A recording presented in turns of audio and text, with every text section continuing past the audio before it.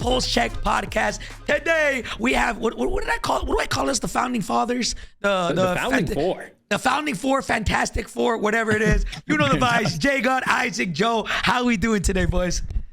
Hi, man. It's a Friday. It's the weekend. What are we saying?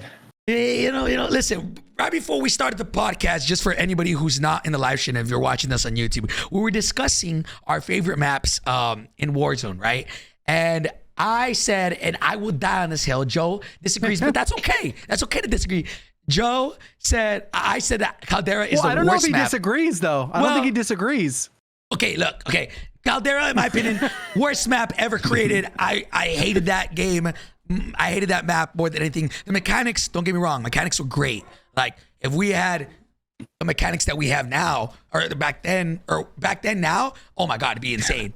But Caldera, just that map, I hated it. I don't know. But you're taking it with a grain of salt, though, because the beginning was bad. Console couldn't even play. There was grass everywhere. I was like a landscape where they took out like 50. And after, towards the end, with the balloons, the zips, the TTK, the movement, the speed boost. I mean, I'm literally just getting feelings of way thinking about it right now, bro. Well, I'm talking about the map itself. The map sucked. The things that made it good were all the things that they added. Right now, the map is great. Everything else that got right now, the map that we have is great.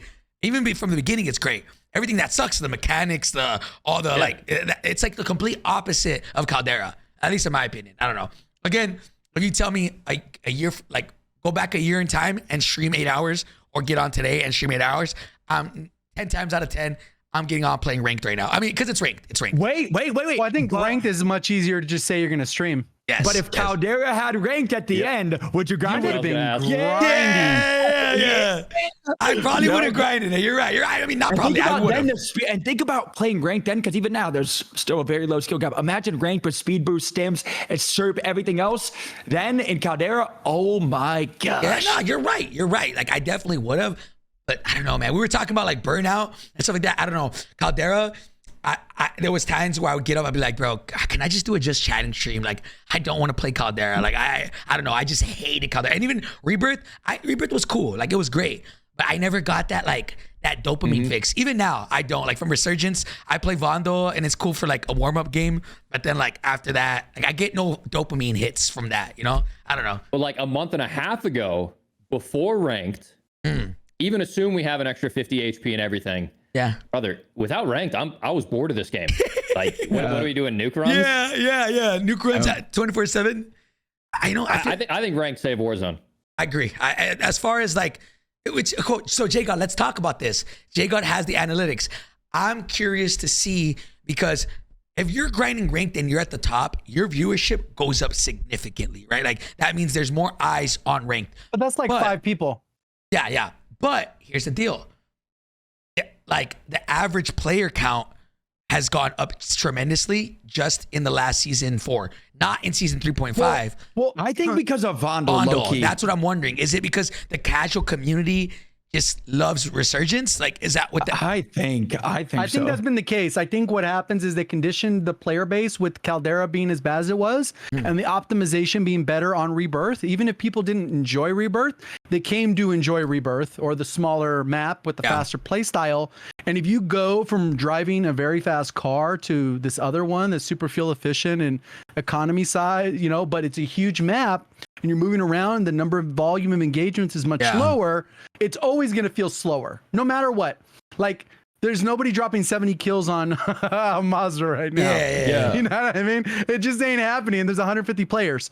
So I think that's a huge part of it. But even when you look at the Steam charts, I think when you look at May as a whole, which was the entire rank launch, Call of Duty on there lost 17,000 players on average, like average players, which is 21% of the player base, which in my opinion means they did not care that ranked dropped. Or May. ranked. Yeah. When ranked dropped, the beta for the half season. But June, if you look at Steam charts, is the first month Call of Duty stopped the bleeding, and they had a gain of an average of positive 1,000, which isn't a lot or anything. It's only 1%. But if you look at every month before that, they lost 20%, 40%, 6%, 10, 6, 21. They stopped the bleeding. And now they stopped the bleeding. And now, like, the game has hit its bottom. It bottomed out, and Ranked didn't do that. But Season 4, the health change and Vondel are the two biggest differences, in my opinion, that impacted that. But it's not in a vacuum, so there's no way to know if it was a 50-point health, the weapon balancing, Gotcha. Vondel, Ranked being official now, or what. I think it's not in a vacuum, so we kind of have to make assumptions. I'm pretty sure it's because of Vondel, because think, dude, a full game for like somebody that can only play casually. It's casually, right? A full game of Warzone is like 30 minutes sometimes. That's a long time. That's one of my biggest gripes. Yeah, it's, dude, the games are long sometimes. And in Vondel, you can literally drop into a game. It's like 12 minutes sometimes, like, and you can just keep flying around, play for kills, like try out random loadouts. But in the normal map, like, it takes a lot for like the casual player to actually even get a loadout until the free one comes in, like all that stuff. Like, I think Vondel honestly saved a lot of like the normal player base and the casual player base to actually play the game again. Or leaving or stopping, yeah.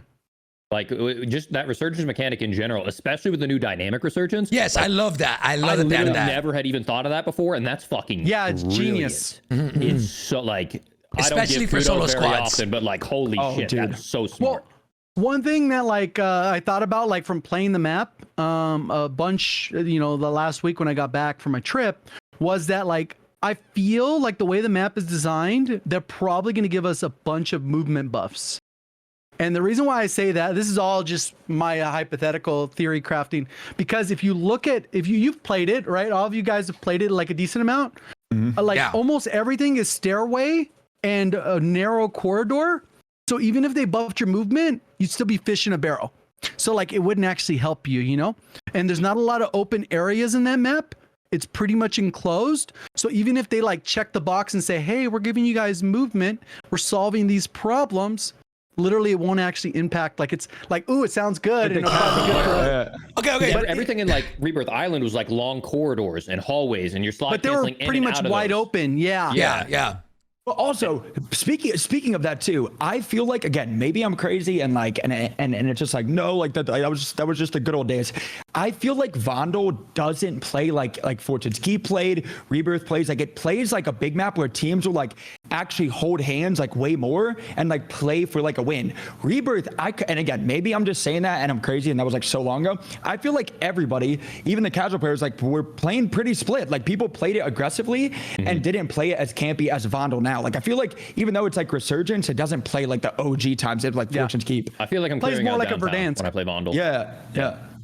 And to add on to that, I think part of the reason why you get a little bit more heavy stacking is because it's really hard to regain on the map, because it's really hard to get situational awareness of what's going on unless you have a UAV active.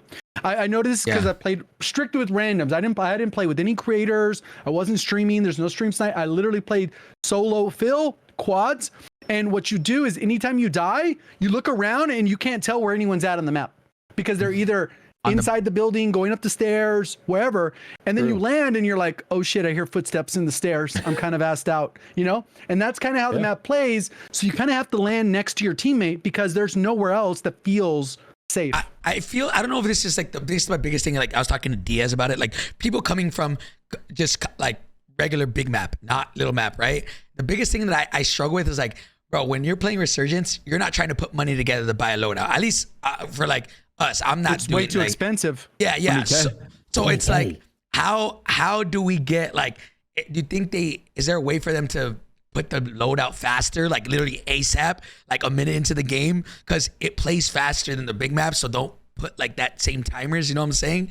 I don't know. So that's the one thing I noticed. If Dev is listening, we have dynamic Resurgence when it comes to our respawn timers, but we don't have dynamic buy stations. Yes. It's a 20K if you're solo It's squad. way too expensive. I didn't even realize it was that. I loaded it up. 20K. I was playing trios and they're like, oh, it's 16K. I was like, there's no wonder no one's buying them. They need to be back to 10K. Yeah. And I don't think they realized how important like loadouts were to their gameplay loop. Like, and I still think now they maybe don't. They're maybe stubborn about it. Before we jumped in here, I was watching a video. It was about Path of Exile. A streamer was talking to a dev, And specifically the section they were talking about was that the dev said sometimes what happens is you can't really make changes once you've already set things in stone because the players will be upset about them. But if you would have started it that day, like day one, then no one would have ever known any different.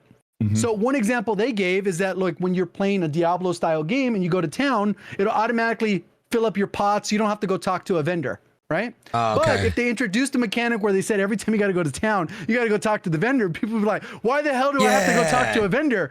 But if originally they had started with you talking to a vendor, no one would know any difference. No one would care. Yeah. No one would care. And this is what's happened with certain elements of the game where if they never gave us loadouts, guess what would have happened? No one would have ever known any different. But they did. Like you let the genie out of the bar or whatever out of the lamp. One of those. I was gonna say it's like whatever it is.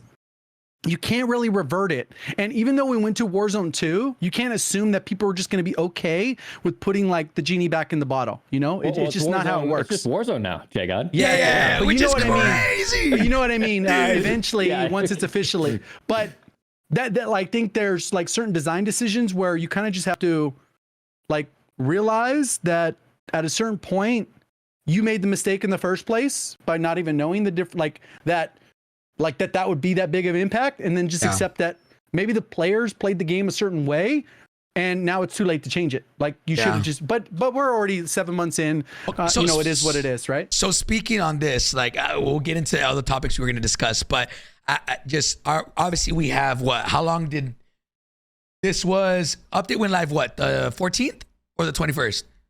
14th, I believe. 14th. I'm pretty sure. Yeah. So 1, 2. Remember, I think season 4 is only 7 weeks. Yeah, it was 14th. It was 14th. Yeah. 14th. So then 1, 2, and then, oh my God, 3, 4, 5, 6, 7. That means within like 2 weeks, we should have reloaded. Season 4 reloaded. I don't know if that's going to be the 12th or the 15th. But okay. Wow. This is what you were saying, JGOD, or you said earlier. I say no. I say, brother, we ain't making. They ain't doing that. But JGOD, you said about changes, like into movement changes. You think that they might be setting it up with Vondel? You guys think they actually change anything 8 months into the game with movement? I personally say no. I say no. No, I will confirm for you. No, that was one thing I deliberately asked when I was at the headquarters because I got to play Vondel early, and I'm like, yo, this game is great, but it doesn't matter because it's how we feel. And like how we feel when we're on the map, and I don't think really fast. I don't think it'll be that soon, though. I think I should emphasize that. I don't think it'll be that soon. What do you mean? I think what'll happen is when we get the new COD, they're going to introduce the weapons, and we're going to get that power creep that we got with like Cold War, where we're even kind of seeing it with the ISO, where it already moves a little bit better than the other guns. I think the reload's faster than the close range options. So they've already gone towards doing that by implementing a new weapon that eventually is that way. And it'll just be like that with the new Modern Warfare 3 that comes out in November or whatever. And that'll be all power creeped, where it'll by default have better strafe speed, better movement. It'll be that all over again. So they don't really got to touch what's already there, and they can gradually progress everyone over without saying, oh, we buffed the movement. It would just be like the game would feel better. And then the people who like the slower movement won't know the difference, they'll just do it like they did it all over again. But it's just crazy though, because I wish that they would just touch like even like the base movement speed and all that, or just like I said, they'll never do this, but just some way, it doesn't have to be side canceling, some way to just reset your tax win. Because if you don't have on double time and fast hands, in my opinion, it literally feels like you're playing a different game. When you get double time and fast hands, it's like you're playing a new game. Now. yeah. Like it's like you're playing a brand new game, and it's like. I just feel like they're set in stone on that, but it's like, dude, like just pressing sprint forward, then like dolphin diving to reset your tax win, or like meleeing, like what are we doing, man? Realistically, okay, think about it. Like realistically, what we have, I think this game's only going to be 5 seasons. Realistically speaking, wait, you think it's going to be 6? Oh my God. It's going to be 6, I think. You think? Because season 4 is only 6 or 7 weeks. Well, you were there, Isaac, right? It should be 6. Oh shit! That's not under anything. That's not under anything. Anything that was happening in our room was. I think it's going to be a 6. Oh, okay. So as in like that is that, like I think I'm last already on thin season. ice for getting invited back. I'll let you say what you say. okay. So okay. Even then, Well, that's okay. why the season's only like 48 days or whatever. Yeah. So They're trying to squeeze in a 6 month in there, an extra black cell. What?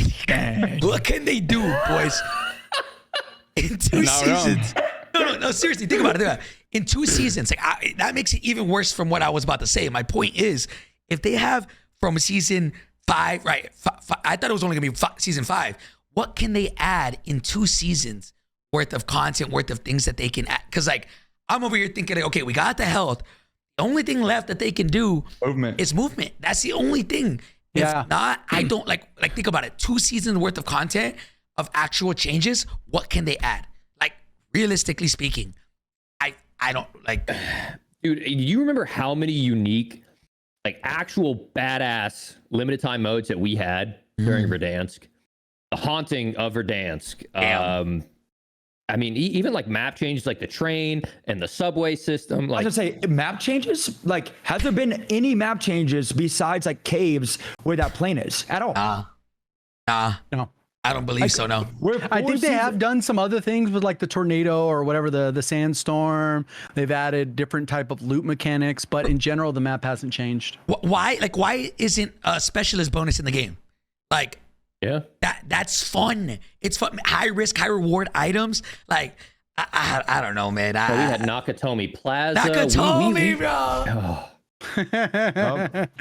Iron Trials, buybacks, like I don't know. I'm just saying, like, just realistically speaking, we have what, like, I mean, we have, I guess, 2 seasons now. That kind of makes my point even greater. It's like, okay, the only thing left for them to do is just change the movement.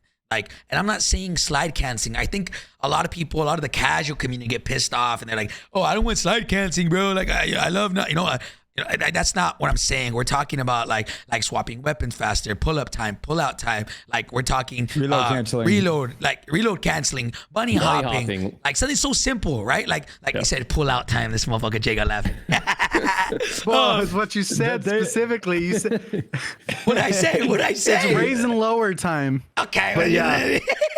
You know what I mean? You said the pull out time, so that's a little different. Listen, if they do those changes, bro, something's gonna get raised. That's all I know. Like, listen.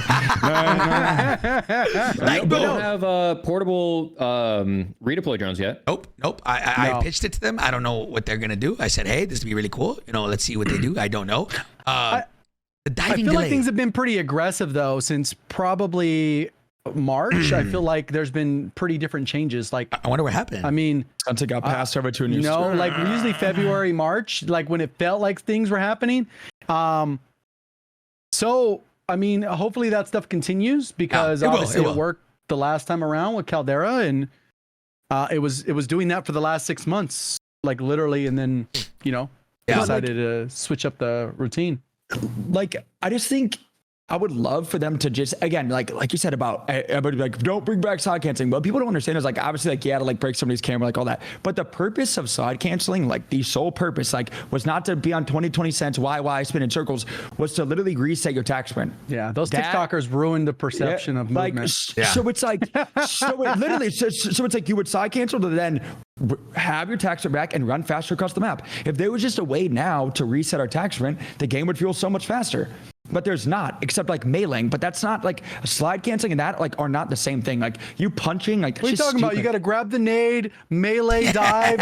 You know what I'm saying? Like, well, even like challenging. Like for me, slide canceling obviously was really important for resetting tax sprint. But it's for like getting my gun up faster in a gunfight. So when I challenge open lane or I'm swinging someone, right now it used to be I have peeker's advantage. I'm slide canceling. I'm shitting on this guy. Now it's like I'm jumping. And I see the guy, and I'm like waiting for my gun to come down. Oh, that delay is so bad, dude. That's horrible, bro. And the thing is, like, I went to go play Cold War like 2-3 days ago, right? And it's like I was playing it on stream. I was like, bro, this game came out like what 4 years ago? How does this feel smoother than what I'm playing every day? Like, I just. It doesn't make sense. Well, Treyarch doesn't normally have any penalties like that. Yeah. Which I Blackout, would say this, bro. Blackout, same thing. Had no side canceling. It had incredible movement. Sliding and all that stuff, and there was no side canceling. Like, and that had great movement. Yeah. So I don't know. In my opinion, that like again, I saw somebody say this on Twitter, and I wholeheartedly 100% agree. I think regardless of what happens with Modern Warfare 3, I think Treyarch has to. There's no reason why they shouldn't come out with a banger BR. Reason being is they've had 2 to 3 years to look at everything. Like. You think Treyarch would come out with their own BR? Well, no, they're going to, or like I their don't version. think Activision would let them. No, I think they would cannibalize Warzone. No, that's why. That's what I'm saying. Like when they take over next year. Like, like in the same way how like He's right now, saying Warzone 3. He's saying Warzone 3. or it's not gonna be Warzone 3. It's gonna be Warzone, but like Yes. The Warzone 3. I mean, hopefully, dude, if they made a game like Blackout 2, but like Warzone for their style, where like, again, back then people were like, yeah, like people took out like casual movement. Like, I'm like, dude, Blackout had great movement. There was no side catching. The camos in that game, which even though that sounds dumb, like, dude, camos. Now we're starting to get some cool skins, gun skins that like have flames on. Like, that stuff is cool. People care about that. They're going to make more money doing stuff like that. Yeah. When there was Blackout skins that were like doing cool things, different variants, like, all that stuff was cool. Different Guns would characters. literally morph as you got more kills. Exactly. Yeah. And the characters, there's no like Milsim stuff. Like, there was like soccer players. Like, there was stuff was cool, man. Yeah. And A it's gorilla like, suit or something like that. there was so much stuff. It was Had cool. craziness. Grapple hooks, like all that. And like, I just feel like Heavy that's Metal the Heroes. only heavy jetpack. Literally, dude, Bro, they had a honestly, game. like, maybe I'm faded for this take real quick.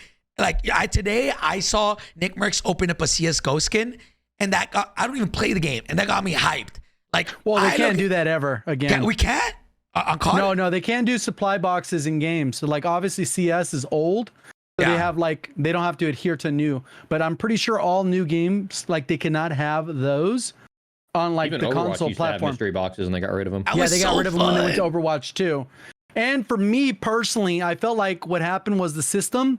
It went from like that where like people would badmouth it like as a pay to win. Yeah. But normally if you just played the game actively, you would get a ton of content. And there was always reason to grind because you wouldn't probably get everything. And you could kind of pick and choose. Like Black Ops 3 did a really cool system where you had the bribes, you can earn one, and you get a guarantee item if you want. IW did very much similar thing. So very cool, easy systems. BO4, they started separating it where they'd have a camo, the same camo in each of the supply boxes. But then now it's like, oh, well, we're just going to remove all that and then we're going to add something to the store.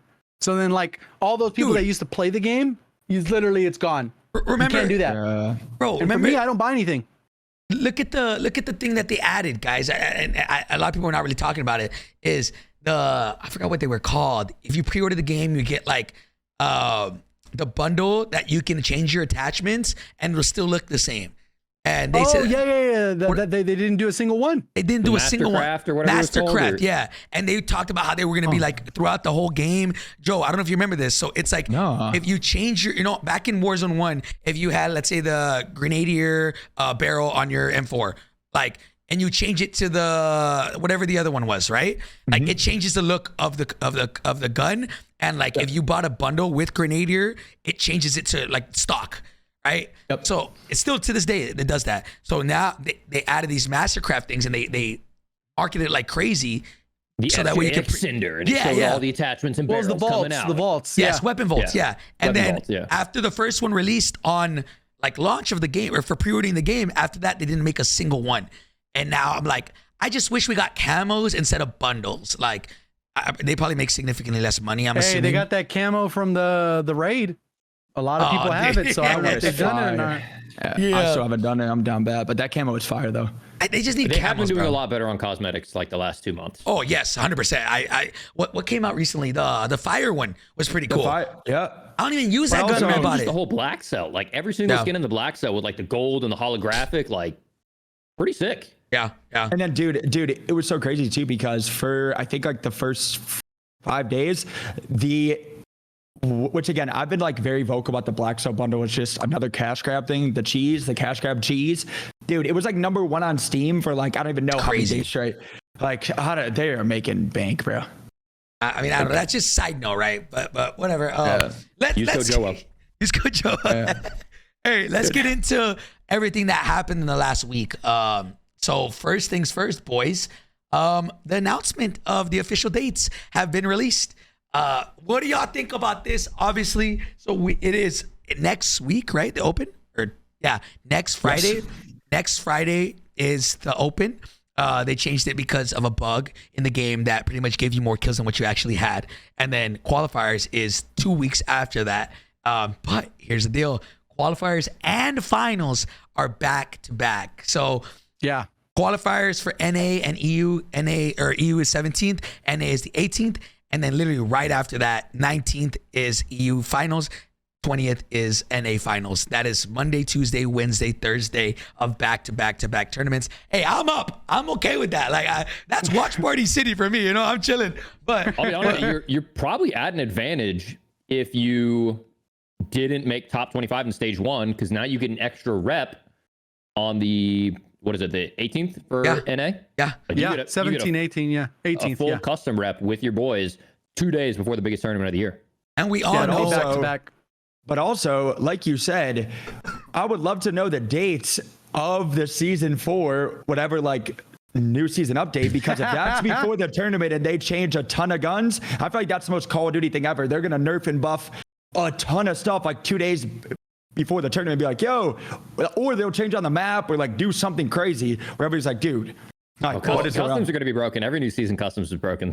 Here's the deal, boys. I have it up here, right? If we're going off like 1, 2. It would be before then, right? It would be right before 3. Because it'd be the 14th or something. 5, 6, 7, 8. So it'd be right here. It'd be the 12th or the 19th when season 4 Reloaded is. There's no way they do the 19th, so it's got to be the 12th, right? So it would be in 2 weeks It'd from be now. That or the 26th. Yeah, or the 26th. They wait till after. But that'd be late. That'd be too late. Because SO14, please.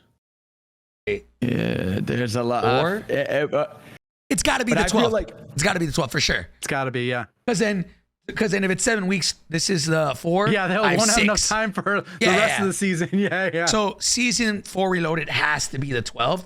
So that is a week that hopefully they do it like that. That would give you guys a week to be able to figure out what you guys are going to be like doing and what's metas and all that. So I don't know. What are y'all's thoughts on that? As competitors, your boys retired, Isaac, Joe. I hate that. It's like, dude, like all of us have been playing the same game for a while, like or the same guns, and then to change it up, like that just makes you only have to worry about RNG. one of the days, right? Like basically. Yeah. Because you're in the top. Oh no, one. Yeah, Thursday. Yeah. And then yours, you guys are. Did you already get a team locked? Oh yeah, Isaac, what's up, bro? I have no idea. I should have just when Hector hit me up like 2 months ago, like, oh, we can do watch parties and shit. I should have just fucking said yes. But I'm gonna send it. I'm gonna compete. And then it just all went to hell. I don't know, man. I still don't know if I'm gonna compete. I don't want to compete unless I'm surrounded by 2 dudes that, because like honestly going into it, there's a hell of a lot of players that are better than me, right? Especially based off of the teams that like have been picked up. But a lot of this game isn't about skill. It's about Kim. It's about experience, about like leadership and strategy in game, not necessarily just raw gun skill.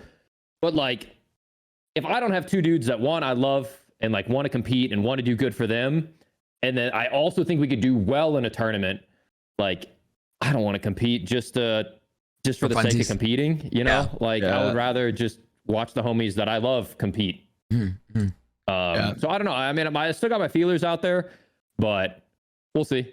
Okay. Shit kind of hit the fan, and I'm just living my best life right now. So if I compete and I find the team, fuck yeah, I'll send it, and I'll just enjoy the process. And wherever I end up, I end up. I want it bad, but whatever. Yeah. Have you talked to any CDL guys? I was talking to Clayster. It was going to be me, Clayster, and Knight. Oh. And then the open qualifier moved, and Clayster can't play the weekend of the open qualifier. So now Clayster can't play.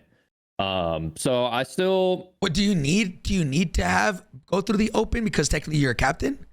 So if you change 2 teammates, exactly. I didn't know that. I didn't know that thought either. that was only for brand new teams. But even if you were a prior invited captain and you change 2 teammates, you cannot. You're not guaranteed into the qualifier. So as of right now, even if I were to make a brand new team, 26 teams would qualify in the open instead of 25 because I lose my spot in the qualifier. because I've selected 2 new teammates.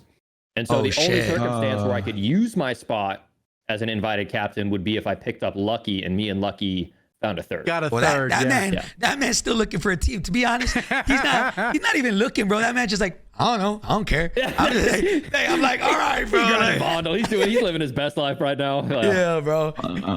Joe, what about you? What about your team? You guys looking, We're chilling in about 3 days. Or no, wait, what is it? Friday? Next, I think Thursday.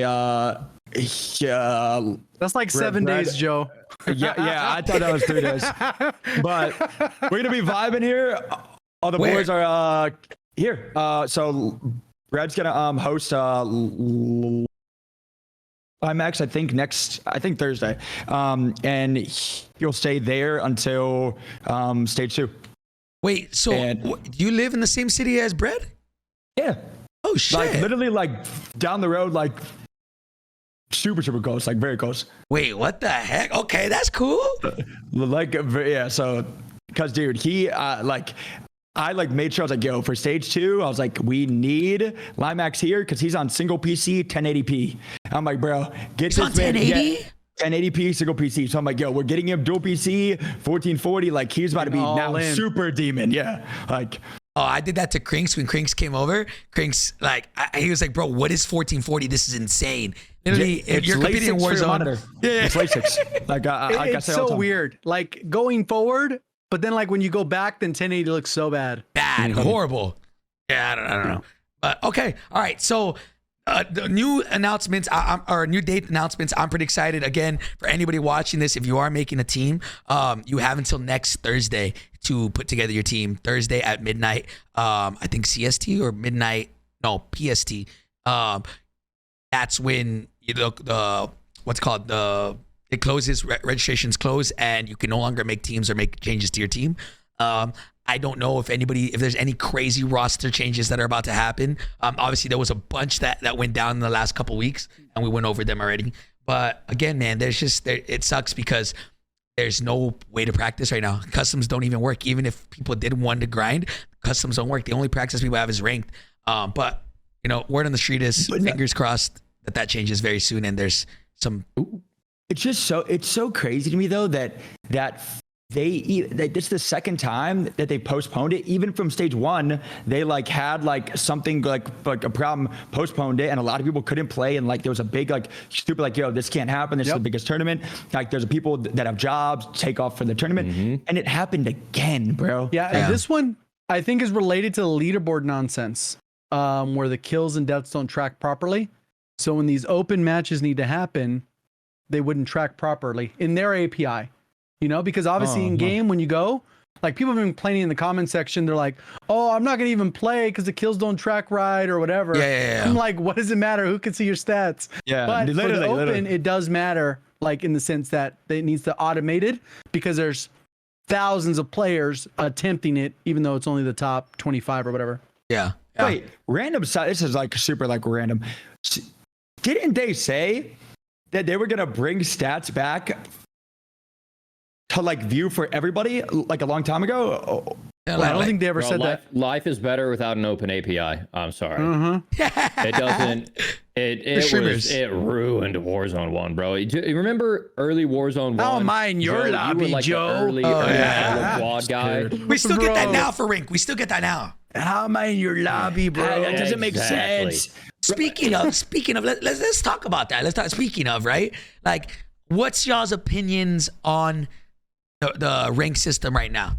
Like, okay, you're gonna talk about Vondel. What about Vondel dropping 70 kills somehow? Hey, JGOD, save that for after this combo. Save that one because I got some words to spit for that.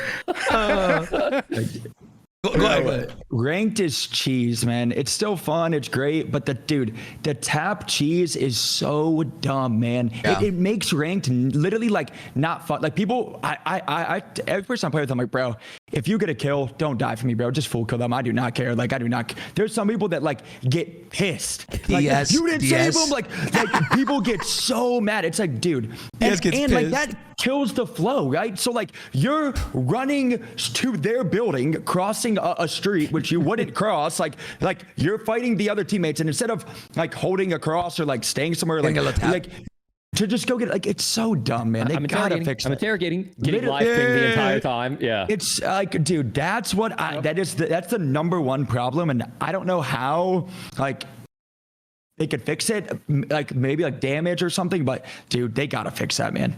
Yeah, I don't know. I think ranked, in my opinion, to be clear though, he's talking about the way the assist points track, not the DMR SO14, correct? When you take the tap meta, because sorry. I hate that tap meta. Hey, yeah, tap meta's horrible. Mind you, I could have a crazy take about that. I gotta be honest. This may be the most skill gap season of guns we've had so far, because bad players are going to use a Lockman 5.56 because it has no recoil and hey, you gotta let Biffle know. You gotta let Biffle know. Time to kill. But if you use the DMR, how many players that are like average can spam it and track and aim? Well, true. Not many people can do that. So like, I feel like with Attack V, because like it hits harder, it takes a little bit more, but it's better than Lockman 5.56. Oh, that's true. That's a good take. Everyone's forced to use the ISO though, but yeah, that's true.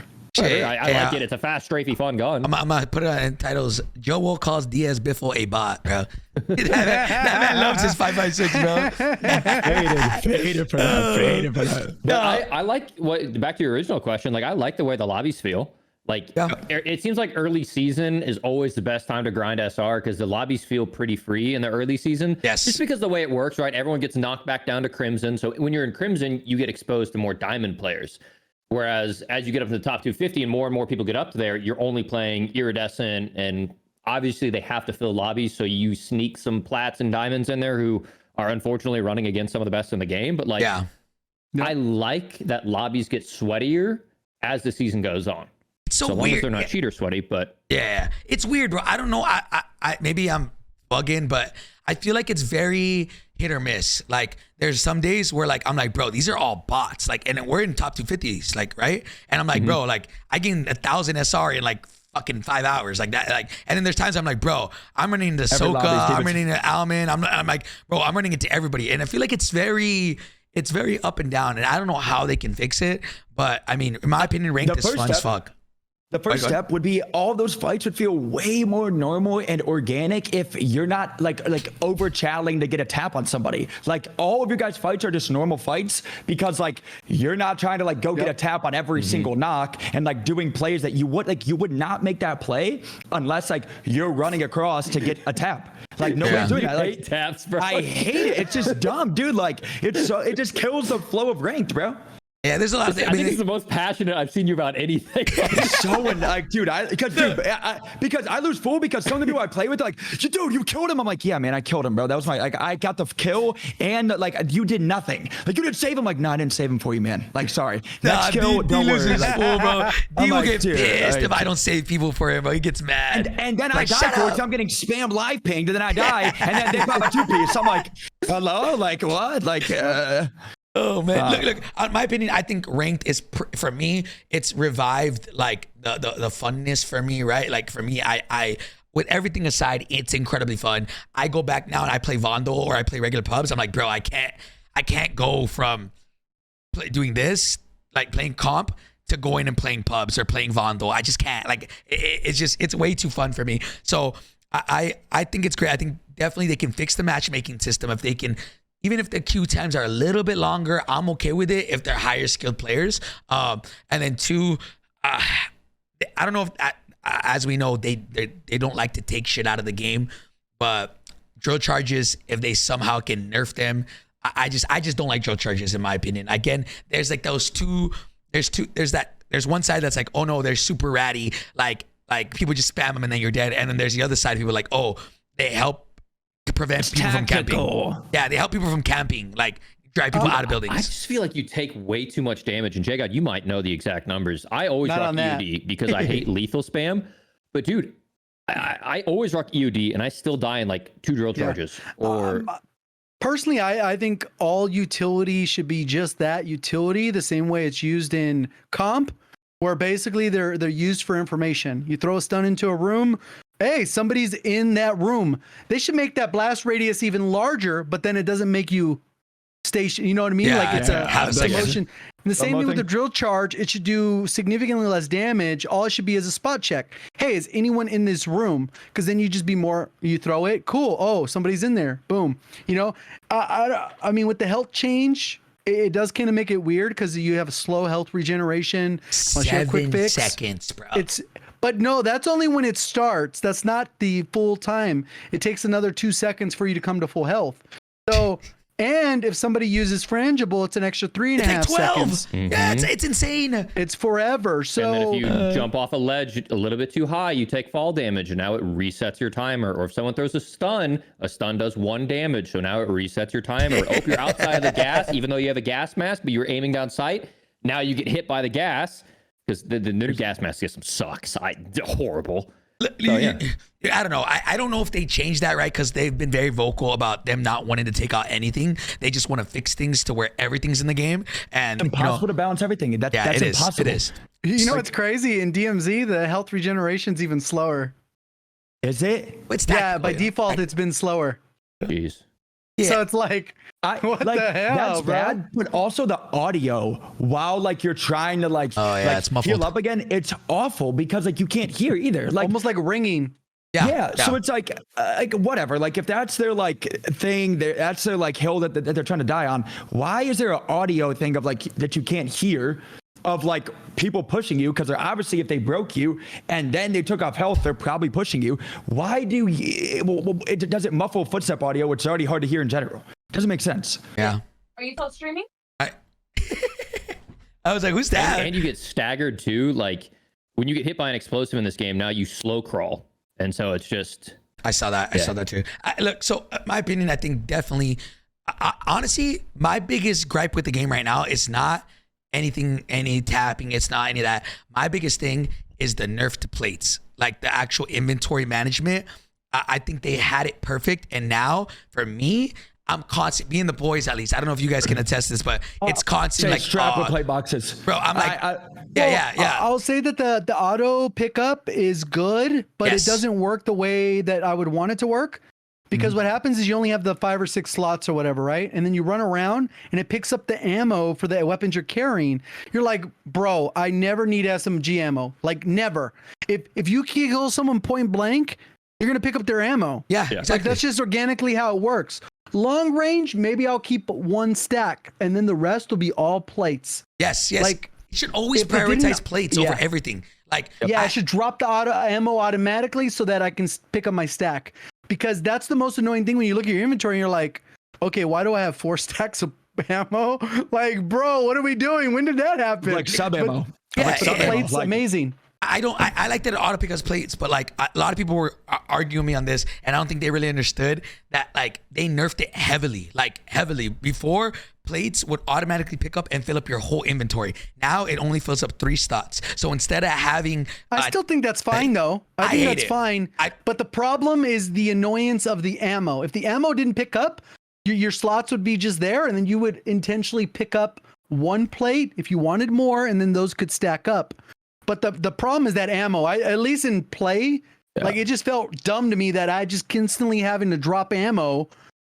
Like, why is my inventory full? I'm just trying to pick up an item. Bro, and you're trying to like drop ammo and then walk over to the plate to pick up the plate, and you'll pick up more ammo in the process. Yes. And so exactly. Honestly, that's my biggest thing is I'm constantly asking for plates, constantly buying plates or plate boxes or whatever. Like, and half my inventory is filled with ammo when it's like, it should always prioritize health over everything. Like ammo will pick it up. That's fine. Like I think it was before season 3.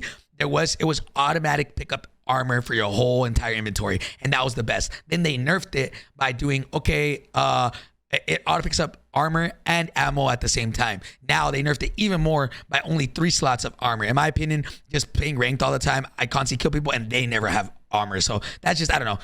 Dude, no, the facts though, because there's so many times where I die and I'm like, I don't have plates. Like I run out of plates more than ever. Obviously, that's probably because of the change to health, but there's times where I'm like, why do I have 4 stacks of sub ammo? That doesn't make sense. And I'm running over plates, and then I'll grab a plate, and then like it only picks up 1 of them, and I'm looking at the other ones in the same stack, like, come to daddy. Like, what are we doing? Like, come.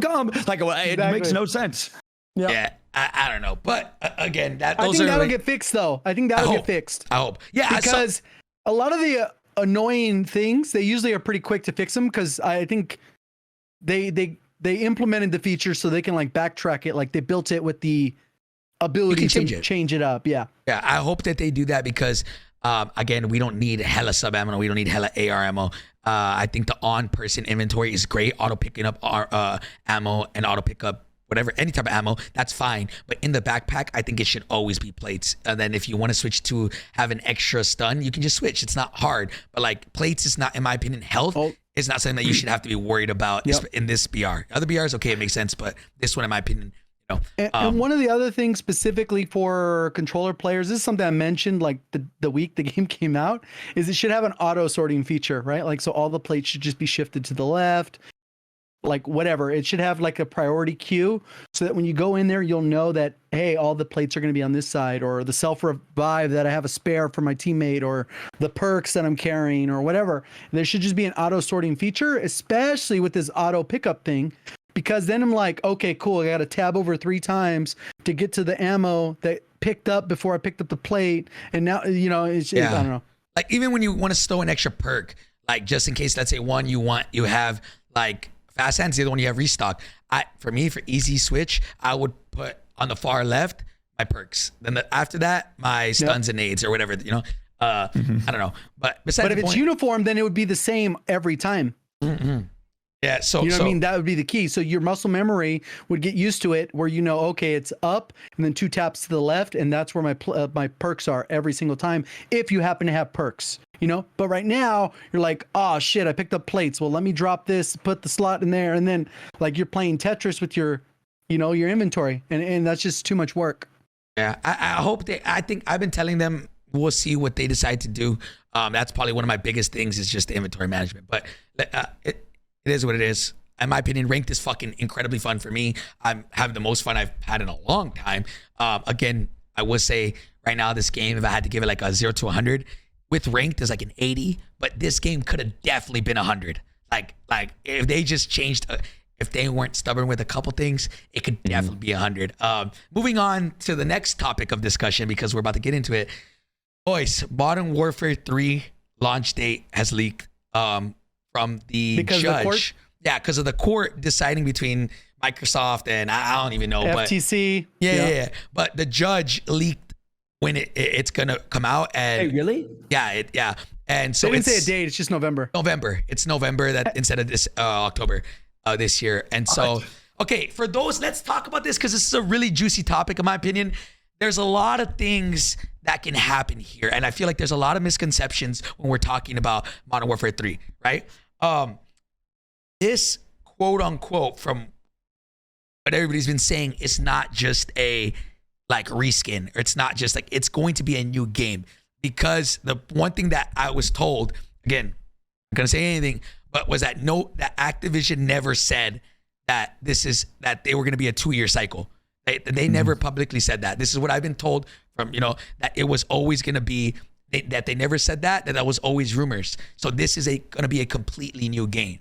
Well, technically, even the game coming out in November was assumed, and it was leaked, like by leakers, but that made it official. Yes. The judge. Yeah. Even that was unknown until right now, like as an official, like real source, other than Joe Schmo, who leaks stuff, says, hey, new COD drops in November. All right, cool. We believe you, bro. Like, but now it's yes. It's like a thing. Okay, so question. Yeah. I have never played that game in my life.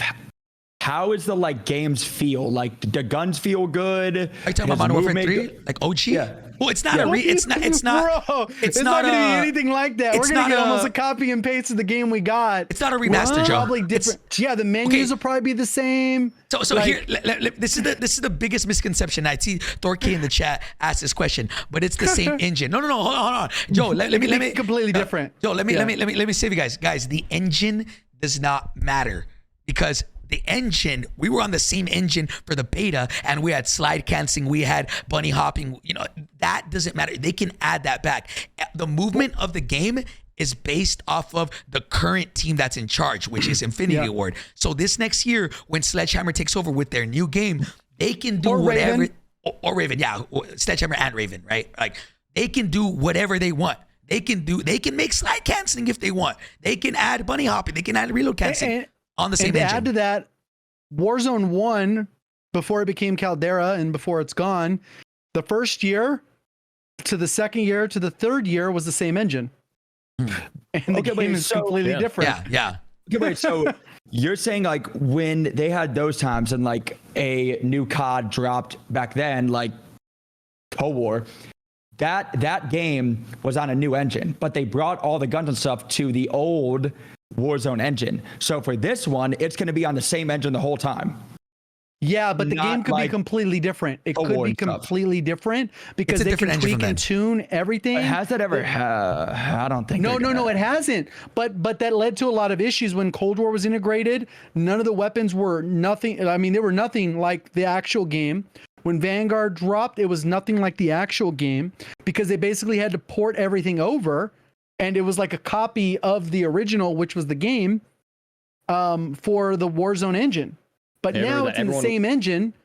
So the weapon, when we get it, same way with Modern Warfare 2, that the weapons feel, look, and everything is the exact same in Warzone. It should be that way with the new engine, or the same engine with the new look that Sledgehammer is going to bring to it. And then all that should just be copy and paste over into the Warzone we have. That scares me though, because I feel like it's that'll good. be the exact. No, I see. Maybe I'm faded on this take, but I feel like that's bad because A lot of then, people are confused right now. because then, okay, they dropped this brand new COD on the same engine, and let's say it's completely different. There's slide canceling, crazy movement, all this stuff. We're playing Warzone still on the same or the old engine, not old engine. same but You got to engine, become a same multiplayer content creator then. so then then for multiplayer, if like it's like turn movement and all this, and then they're like, yo, this is our Infinity Ward's like, this is our Warzone, you can't touch our mechanics. Like, Well, no, Infinity Ward that gets sucks. Infinity Ward gets like technically after this year they have some say in other things, but as far as like they're no longer the head honchos, right? Do we like, know that for sure? I think it's just assumed. It's assumed. It's assumed. That's what I've assumed as well. But like, Yeah. I mean, it's assumed because last year was what was last year? Sledgehammer? With Raven. Well, Raven pretty much Raven had and it. Sledgehammer pretty And then much. before that was Treyarch with Raven. But Raven's been pretty much doing it. So I think it'll just be Raven. They'll have their own game. Then Raven will just be taking their W's and keep making the game better. Yeah, I think IW is doing a great job on DMZ. I think they should focus all their efforts on that, and they deserve some time off. 3 years, 30 years, just. I think Ravens got Warzone. so. In my opinion, sorry. no, just like I think just to kind of there's a lot of people confused in the chat is next year Sledgehammer. Just the way that like Infinity Ward had to say this year, Sledgehammer has the final say next year. If they want crack movement, which they tweeted out like a month or two ago that they said advanced warfare movement, chef's kiss. They tweeted that out on their main account. So they like Well, said Warzone is saved, and we saw how that happened. Yeah. I'm just saying. Like here, all I'm trying to say, don't get your hopes up or whatever. But all I'm trying to say is, if Sledgehammer wants a game with a little bit more of a skill gap, they can do that if they want. The engine is not going to crutch us. The engine doesn't matter. It's whoever's in charge and what they do to the mechanics. Again, the beta movement was completely different from the movement that we have now, and that's because Infinity Ward wanted it that way. We're never getting a jetpack COD ever again. Yeah, I don't think we ever get that. And that'll never ever happen again. But I do want to say a random side note too about the DMZ thing. For everybody that like hates on that game, I hate DMZ. But you know what I love about DMZ?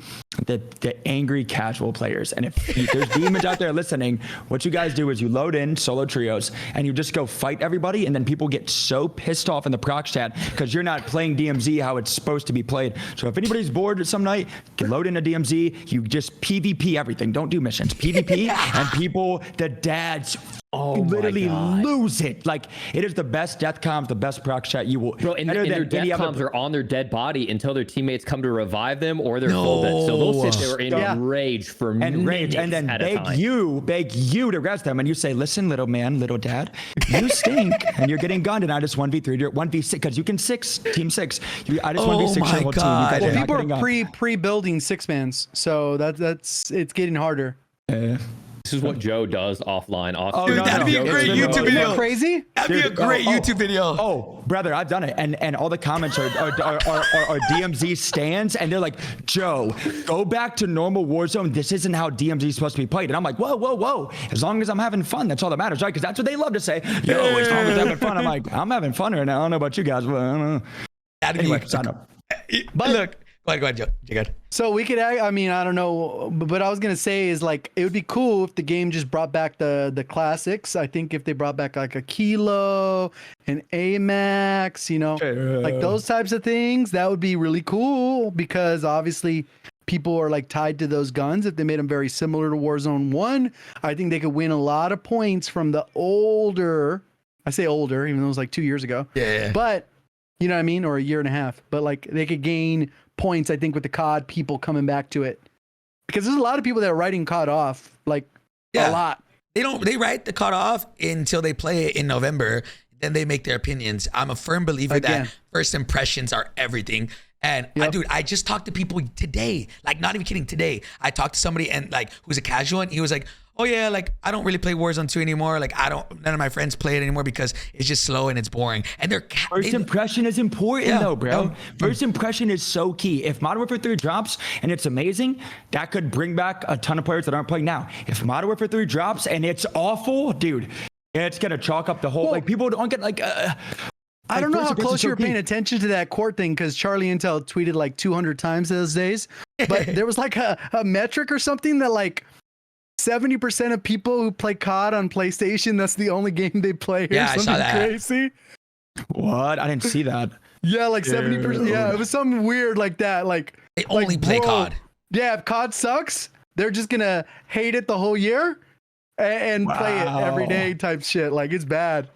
Yeah. I don't know. Somebody in chat might have read it because there was a lot of them, but it was something crazy like that. It was like, what are we doing, bro? We need some really good competition, please. We X-Defiant, Fortnite, like X-Defiant isn't going anywhere unless it's not gonna do it unless they drop a BR. Unless they drop a BR. Yeah, I'll die in this hill. It is true. I will die in this hill.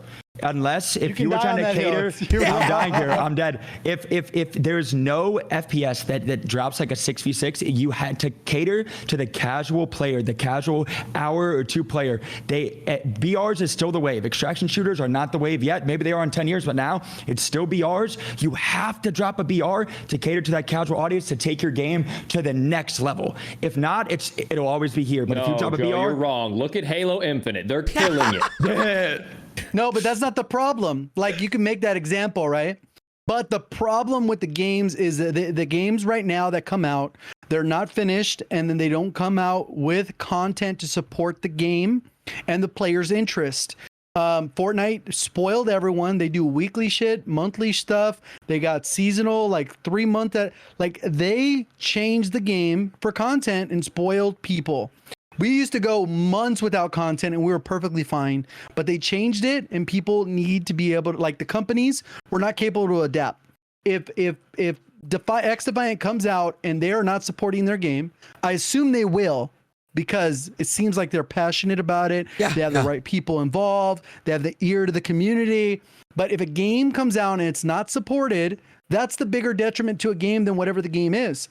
Because Halo Infinite, it had people for like 4 weeks. Yeah. Because they said, hey, we're not updating the game for 7 months.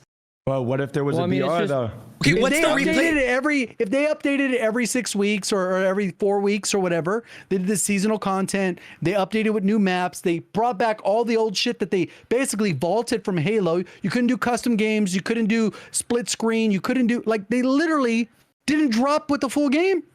Of course it flopped. Same thing with Battlefield. It sucked for so long because now it's good, but it's too late. So what's the replayability? Yeah, what's the gameplay loop for multiplayer? What's the replayability? Because like there's not one. Like that's what I say. So I can't play multiplayer. After you play a BR, I'm a BR kid. After you play BRs, every game is a story, right? All 4 of us land in, somebody dies, you got to rest. Every game is like it's a brand new story, right? The end games are crazy, all that. Multiplayer, I have music on, run down the same lane, die, get 2 kills, die, 2 kills, die, 2 kills, like, and it's just doing the same thing over and over and over and over and over. And even if there's a ranked play and they already have out a crazy roadmap, apparently, if that game dies, it's like every game has to drop a BR. Now, still. It's so good, though. Like, I would plenty say of BRs are dropping and they do nothing. But like big games that are good. Free to play, cross platform. And name a game that came out that was free to play, cross platform, and a polished battle royale in the last 5 years. That's the recipe. That's literally the recipe. Well, no. But you can subtract the BR part and it's the same exact problem. Because they're boring. Yeah. No. Also, I'm saying you can subtract the battle royale part, and it's literally the same. When did the game come out, fully ready to drop, and That's have true, the that's true, yeah. literally? Also, so the example doesn't hold. If there were examples, if you guys knew examples of a game that came out that was not BR, that was actually supported, then it would contradict what I'm saying. But I'm saying both things can be true, and that's still popping. But wait, the reason it's People popping. spend $100 for skins. You're right, but wait a second. The reason is because that is a keyboard and mouse game. It's CS:GO, which is like lifetime. People like that is the game of games. Like CS:GO is like, and then You're Valorant proving my came point, Joe. but then Valorant came out, and that is I'm saying like a controller. And for the casual players that are on console and stuff, they're not playing on keyboard and mouse. All those guys aren't playing console. Or sorry, aren't playing on the If it was supported on console, it would still. You think it would do well? I don't think so. I don't think so personally. What? Valorant? Oh, I think Valorant would be huge on console. You think so? I think so, yeah. That's just my opinion. I think like if there was a way, people would be fucking pissed because they don't want aim assist touching their keyboard and mouse. But that game would be fucking huge, bro. You've played a lot of that too, right? You as a keyboard and mouse, you've played those types of things. I don't. Oh, right. Isaac? What makes those good? What makes those good? Because clearly that is the exception to the rule, or what? For me, it's because it's a true esport, right? It's made by Riot. You know, it just they don't cater to the public, the pub. They cater to an esport, and so even though something may feel a little bit more boring or a little bit stressful, and not as lighthearted as a pub game like Call of Duty, you know what you're signing up for with a rigorous anti-cheat, a rigorous leaderboard system. Like that's the experience that you're signing up for.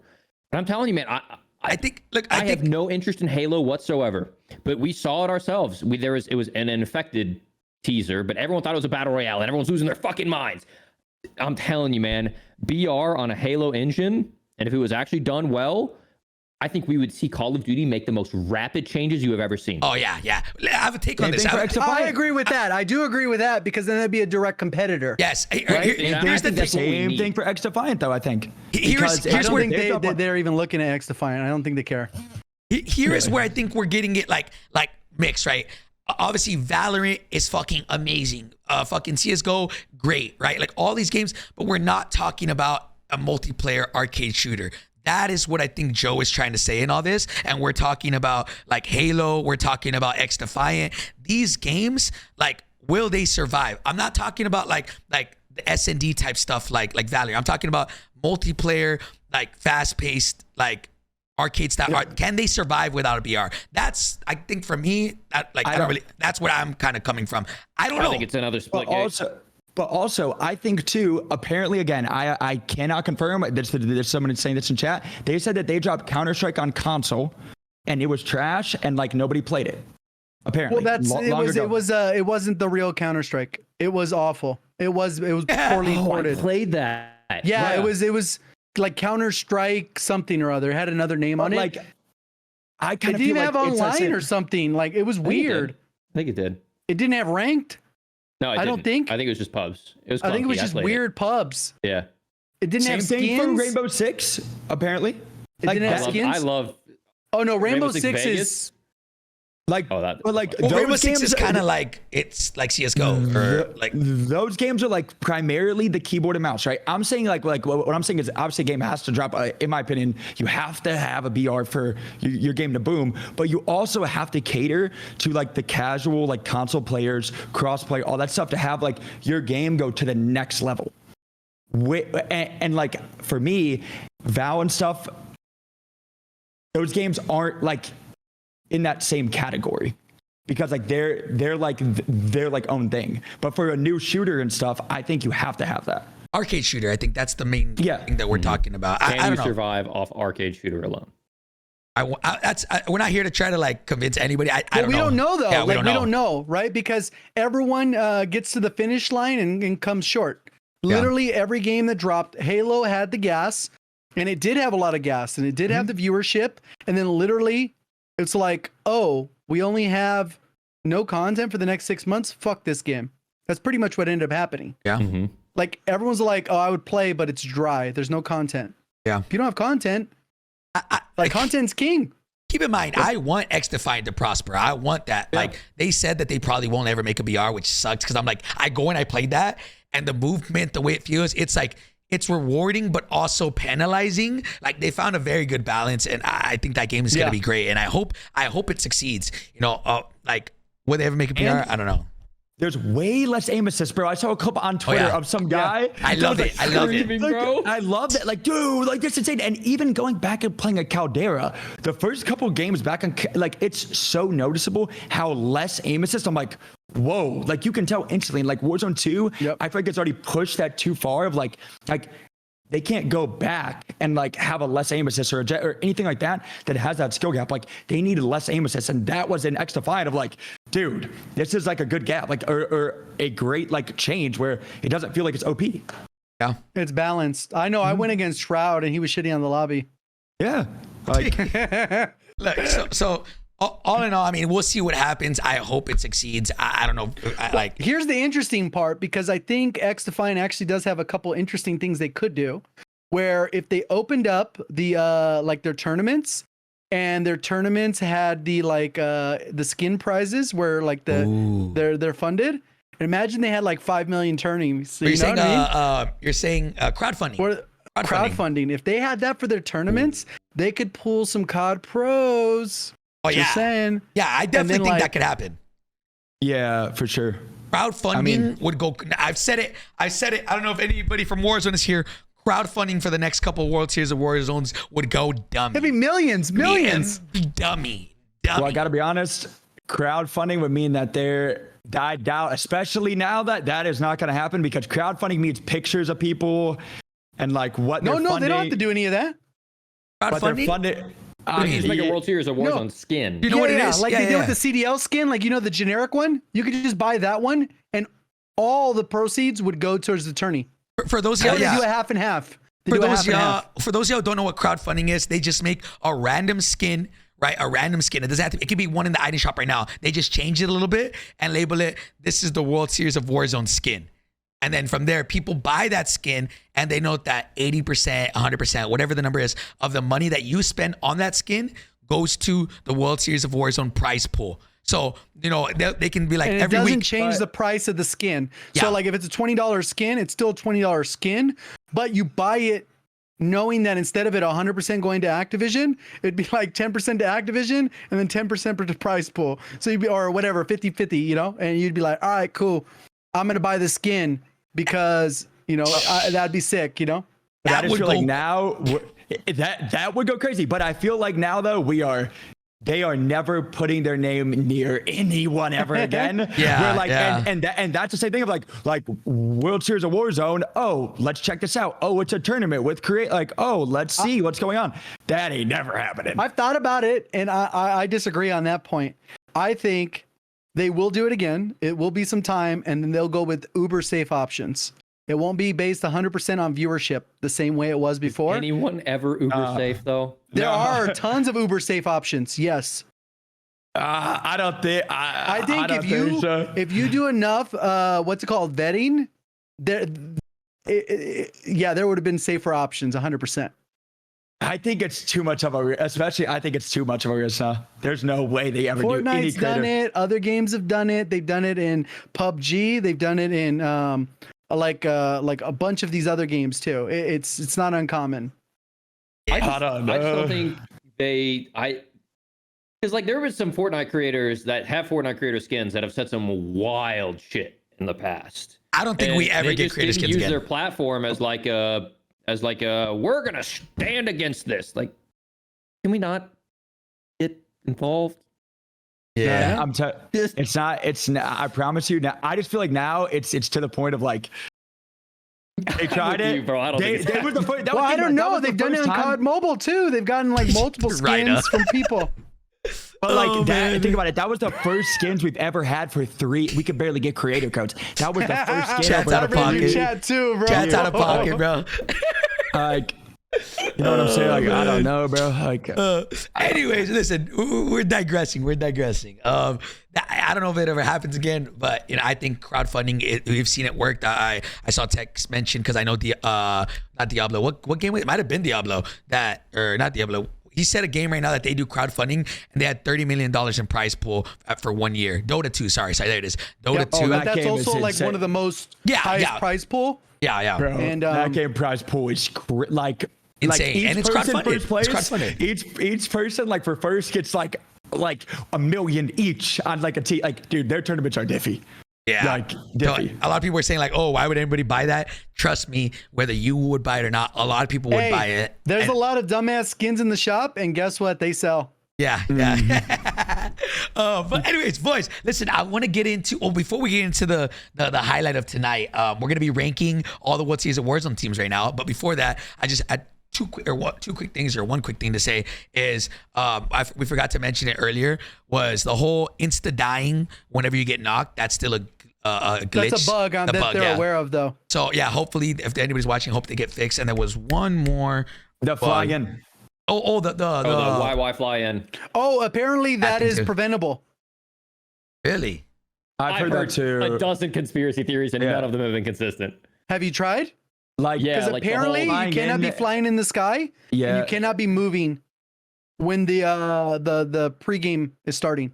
Okay. You have to be I'm not stationary moving. on the ground. Stationary. And apparently you can't splat once. So with all that, being stationary and all that, you cannot splat for the first time at all. Apparently if you splat once, shocked. Well, they'll get it fixed, but yeah, there are workarounds. I've seen video where people have documented it and they've been able to replicate it Really? and force it, and then not force it by doing the specific conditions where basically you land and you do not move. Yeah. Okay. Wait, real quick side note. Actually, this could go down a long path, and I guess it was What? on kind of the same thing we talked about. Do y'all think that extraction shooters are the future? I don't know. I do. I haven't. Give me an example of what an extraction shooter is. Tarkov, Like DMZ? Like It's very that's- broad. I think that again, all Showdown. the things that you were saying, or you're on this side on his camera, but all the things that you were saying about the BR thing hold true exactly for that. It has not been done where it's cross play, mass appeal, free to play with a roadmap and content. It just hasn't happened. And for that reason, it is not the thing. My biggest thing with extraction shooters, and I 100% agree, where like the storylines are incredible with these. Some of these raids can take 30, 45 minutes, an hour, and every part of it is a journey, right? It's incredible. But, and this isn't a hit on Ricochet, this is just worldwide, every game, no matter what. The losses from an extraction shooter are exponentially worse than that of a battle royale when you die to a cheater. Because you've lost the gear that you went into raid with, you've lost potentially super rare items, and it's not just you go back in and you reset it. Like, and you on lost top of that, hours or potentially days of gear and loot because of a cheater. and on top of that, for anybody that's playing, that would probably turn off a lot of people the first time it happens. They're probably like, I'm done. why I I've been play working for Tarkov. this. And also, if for a casual player, bro, Tarkov is the most confused. Like, you have to play But hundreds. that's not a casual game. You're using a bad example of an example, right? So the original extraction shooter would have been like the DZ from The Division. I believe that's the first game to ever had one. It had an isolated section of the map which was specifically designated for PvP.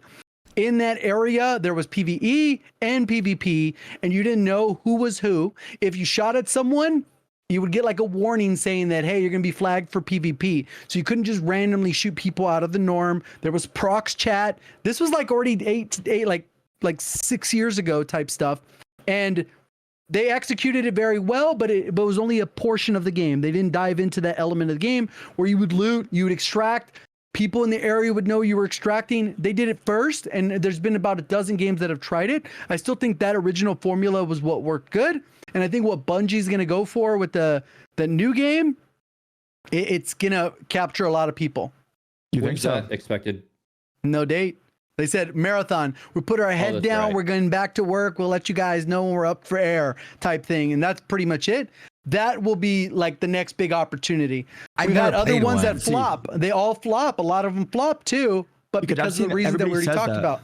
Because everybody always says that, like, yo, all the BRs are dying. I'm like, I don't see BRs dying anytime soon. Everybody's like everybody's already starting on the next wave. What's of like Marathon? Is that what that is? Is that what that is? Marathon is that, yeah.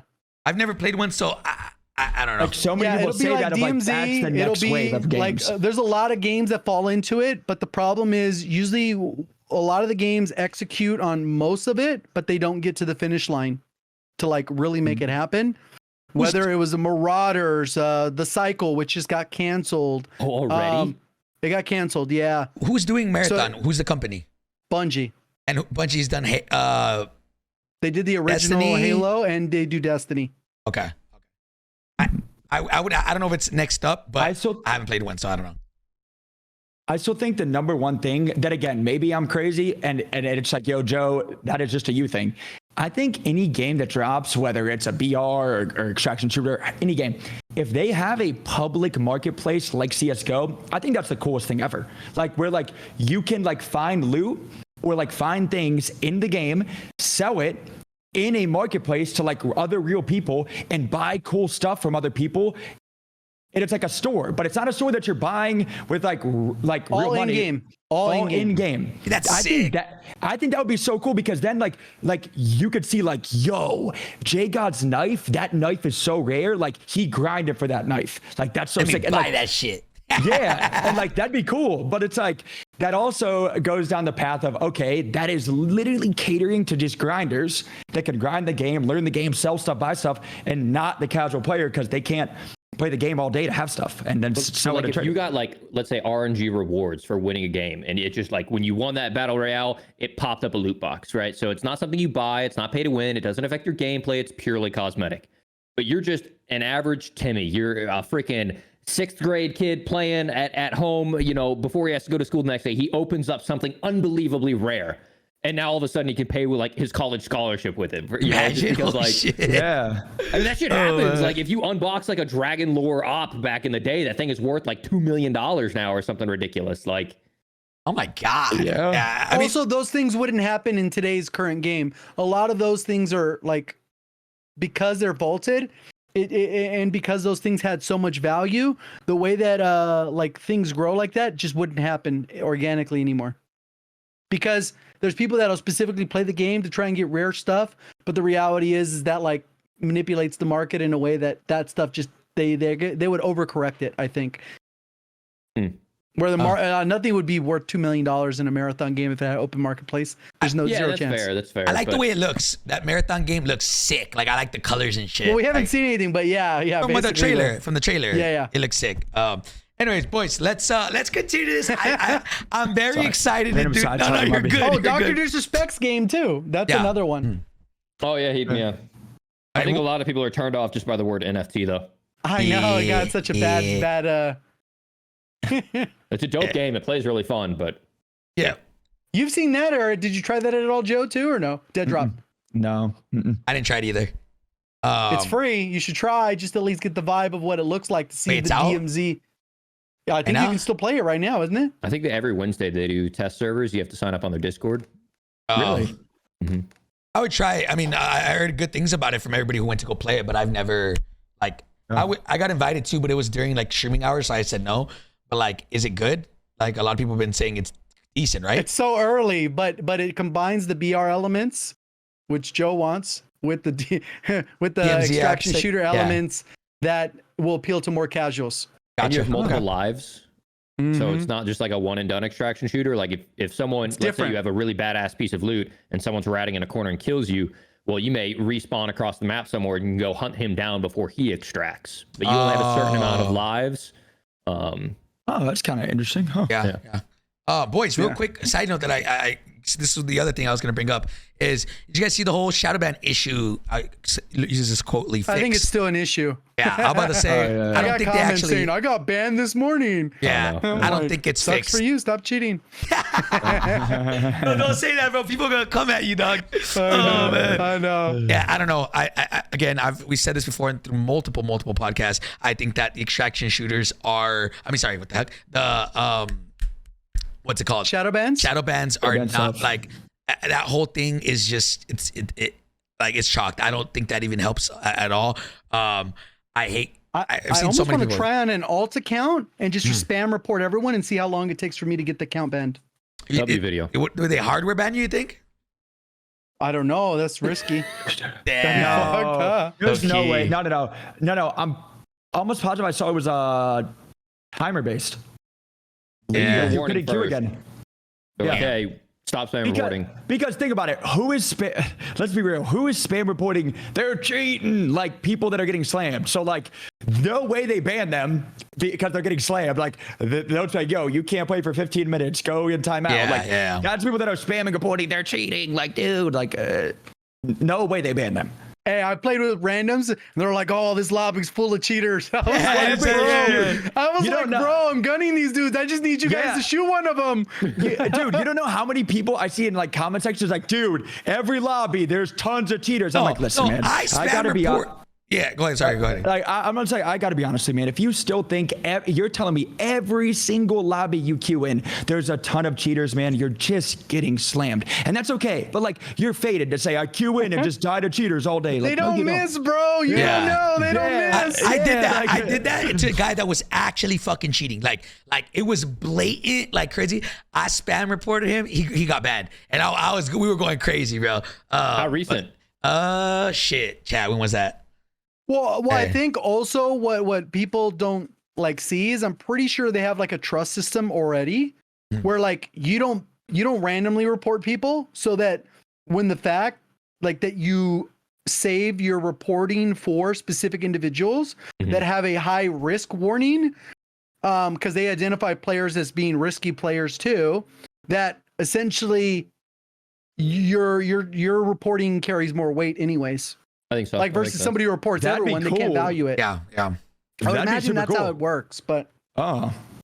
I don't know. I just know that back then, I don't know how it is now. Back then, if somebody is a suspected cheater, all it took was one report and they're gone. Like if they're already suspected and I reported them, and I remember like Bad Boy Beeman and College Shade made this thing like, oh, I banned somebody that wasn't cheating.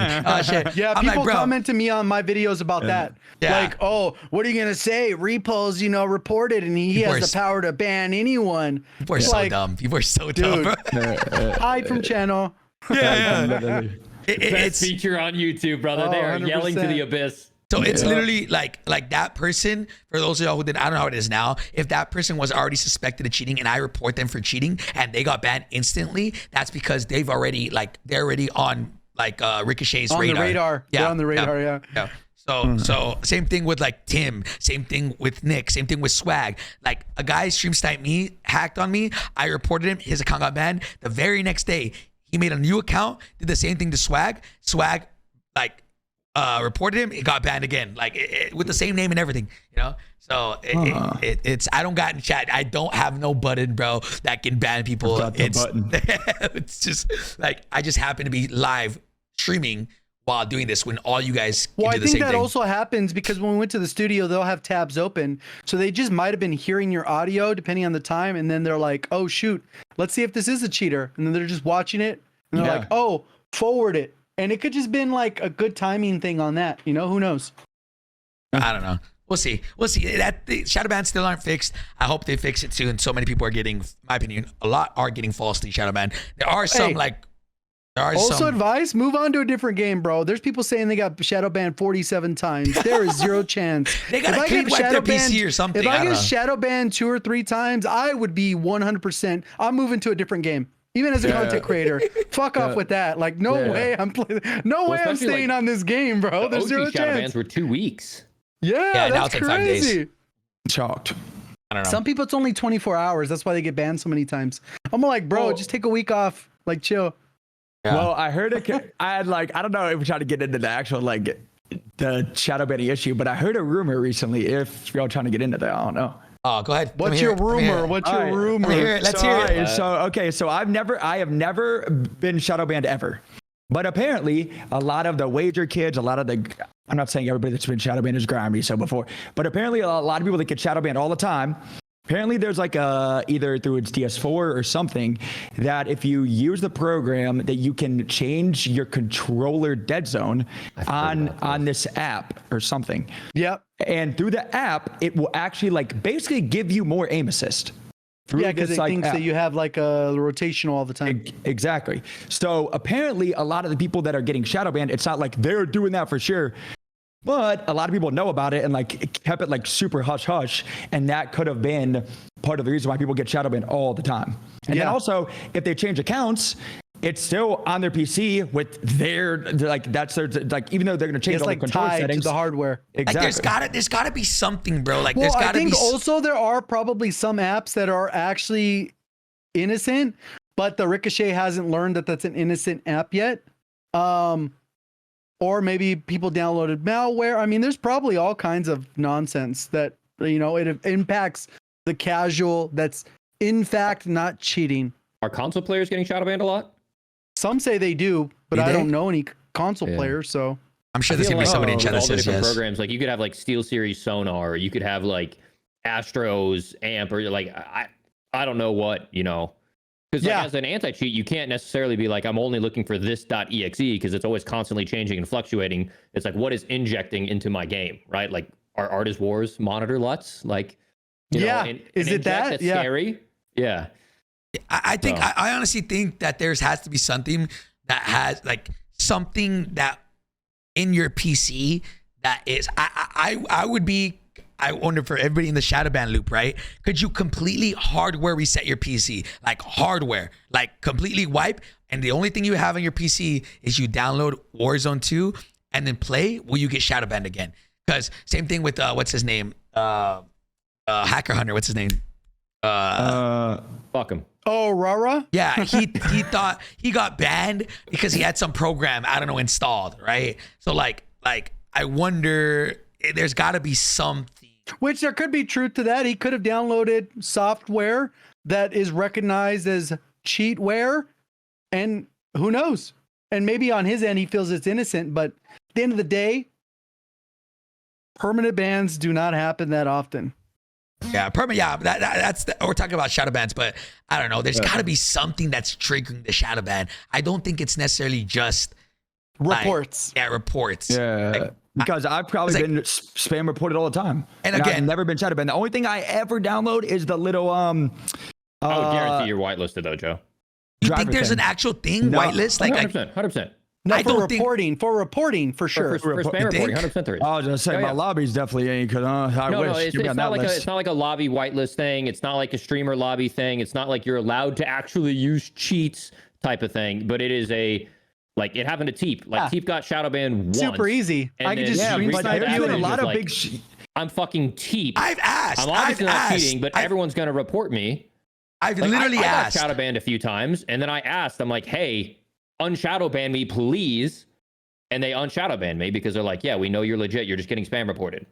But but I feel like there's a lot of people that are big names that are still getting shadow banned all the time. Really? I don't know. Like I big feel like names, but COD doesn't fuck with them? Because there's some big names that COD doesn't fuck with that they wouldn't add to the whitelist just as a subtle fuck you. I literally asked. I was like, yo, is there a whitelist? And they said, no, there's no such thing. Yeah. I don't know. Well, they also don't admit shadow ban, so I don't know. I don't know. I'm curious. I mean, that's another discussion, bro. I see angry motherfuckers in the chat. But I don't know, man. Yeah, I mean, there's no way. Like imagine attorneys going on and Huskers is popping off, or Rated or Aiden. Like they're not going to let a tourney go to shambles because they popped off and dropped a 30 in a pub and they're getting spam reported by dads who don't know who the fuck Aiden is, right? Like there's no way that guy's not on an anti-cheat whitelist and Aiden has all the cheats he wants, but like on a spam report whitelist. There's no way it doesn't exist. I wonder. I mean, wasn't there somebody that played stage I think stage 1 finals, and they couldn't queue in because they were that was chat rumor. I don't know how much factual that was. Because when we were watching, remember the first game? It was like, well, they're taking forever because somebody shadow ban or they can't get in the lobby. They keep getting kicked. But that was just chat. I don't know. We weren't in a Discord, so we couldn't see saying, oh, I'm having a problem getting. We weren't a part of that, so we don't know. I'm so curious to see what the issue is like with shadow bans. Like, I'm really curious to know how do people get shadow banned. Because like I've had, dude, and I'm gonna say this now and you clip it. I might put this on the TL because I get asked. My DMs are flooded, guys. I'm sorry. I love you guys. I love you guys so much, but I do not have the power to unshadow ban you. I do not have that power. I've asked and they said they literally can't do it, anything like that because that's Ricochet and that's all them. I've gotten asked by so many people. I do not have the power, but I can give them feedback on this shit is stupid. So just letting y'all know because my DMs are flooded. I will personally vouch. I've been in influencer calls. All three of these guys have called it out at one point in their career. I mean, even individuals when we went to different places, like someone just said Swag got shadow banned when he went to Germany and tried to play because he didn't give advance notice. So like, I mean, if anyone's going to be freaking whitelisted, it's going to be Swag. Everyone that went to the Miami tournament, you know, Clutch Belt, Destroy, Hisoka, all those guys, they all got shadow banned. So I don't know. I shadow unbanned clap. That's not. Also following up on that Charlie Intel tweet. So here's the thing. Go ahead. In 2021, over 1 million PlayStation players only played Call of Duty on their PlayStation. 1 million? Over 1 million? 1 million players only had a PlayStation, and their only game they played for the entirety of the year was Call of Duty. And then 6 million players spent 70% of their time playing Call of Duty.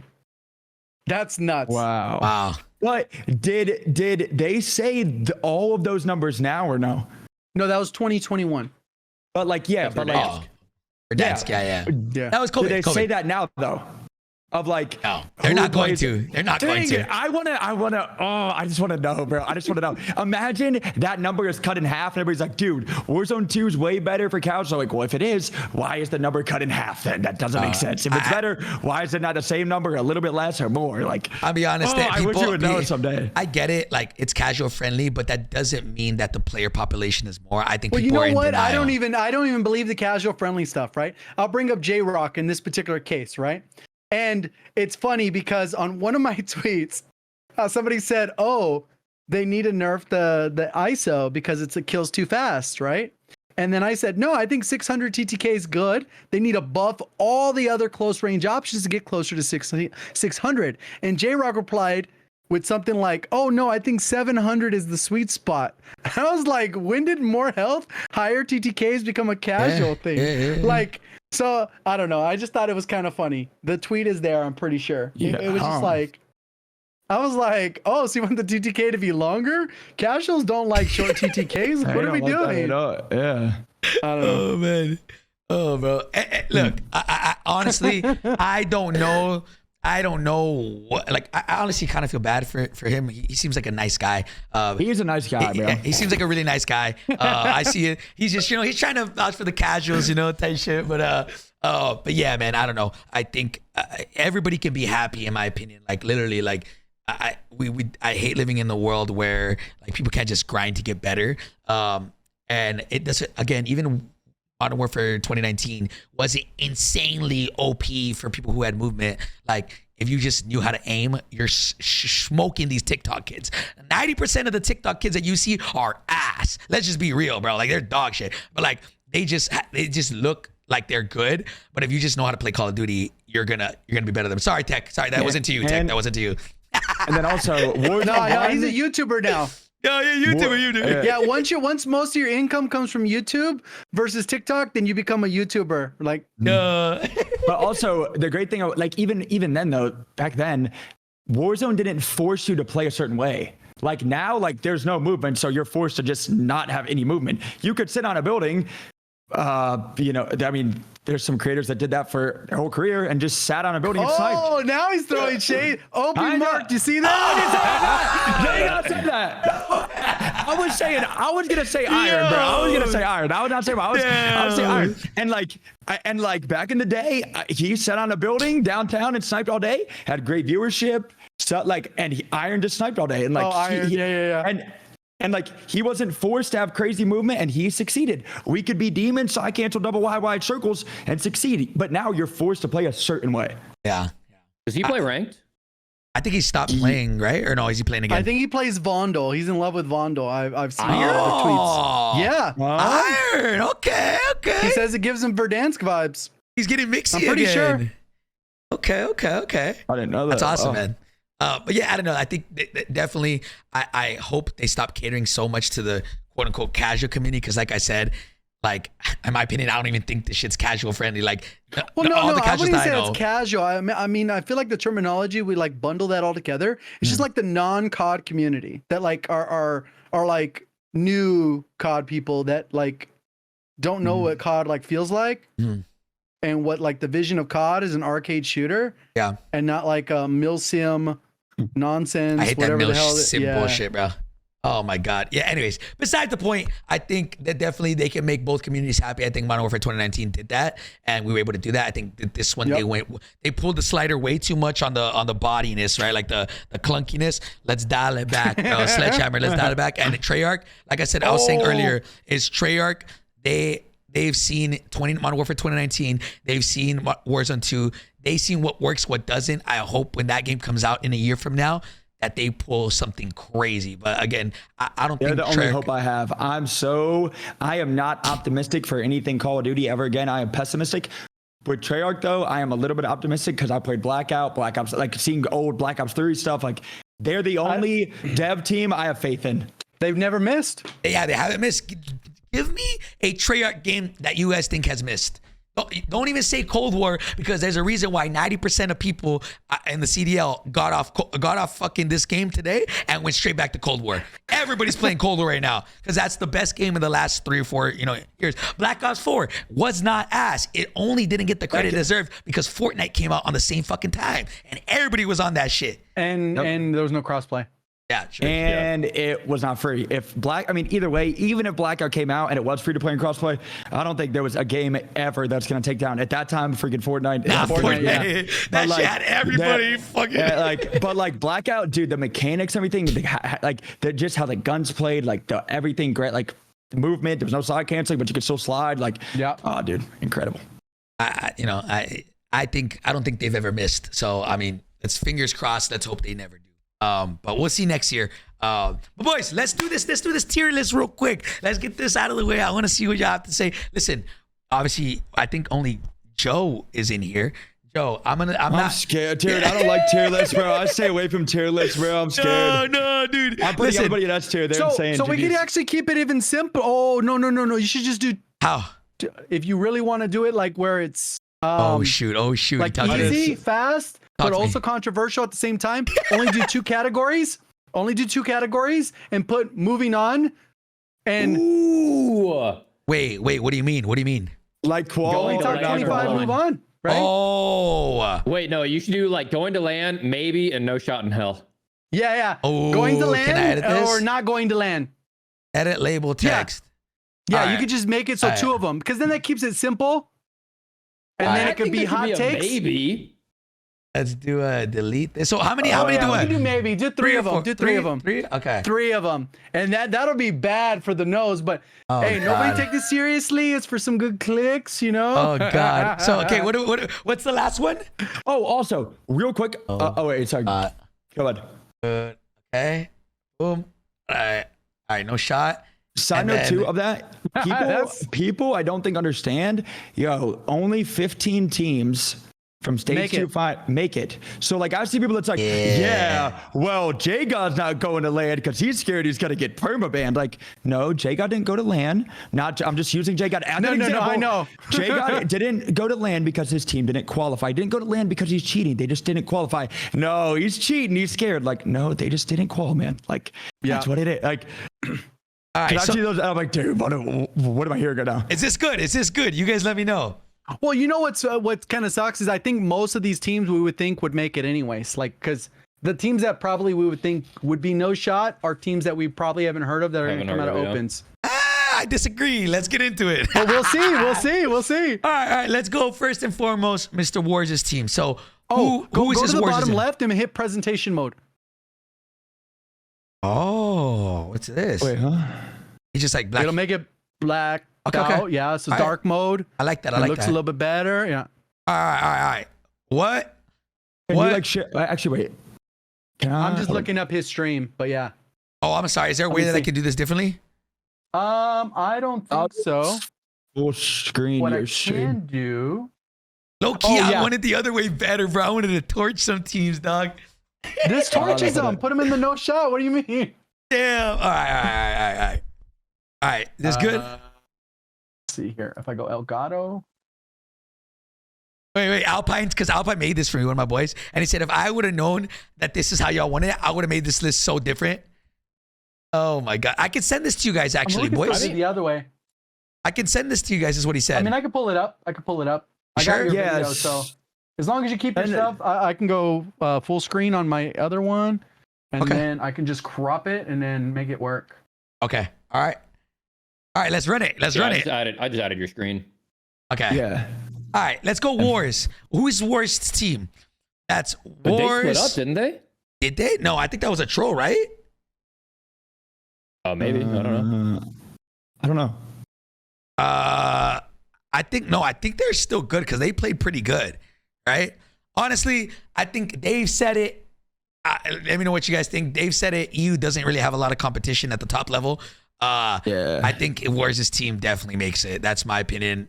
JGOD, Yeah. Joe, Isaac, thoughts? Yeah. Same. Okay. That might make it. Then I don't like. Then maybe the tier list isn't good because. Yeah, that's what I'm gonna say. Because a lot of these guys are like, Yeah, maybe it is the other way. I mean, the other one did sound good, but this way. But like I'm saying, all the ones on this list will be like, pretty much. I think we're expecting most to go through. yeah, you know what? Let's do Especially it the this other is way. split between NA and EU. That's fair. So That's fair. like, there's Let's do it not the even other enough way. to fill out. Yeah. Let's do it the other way. How do I? Is there a way to Alpine? Just refresh it. You could reload it. I didn't. Oh my God! It changes the whole thing.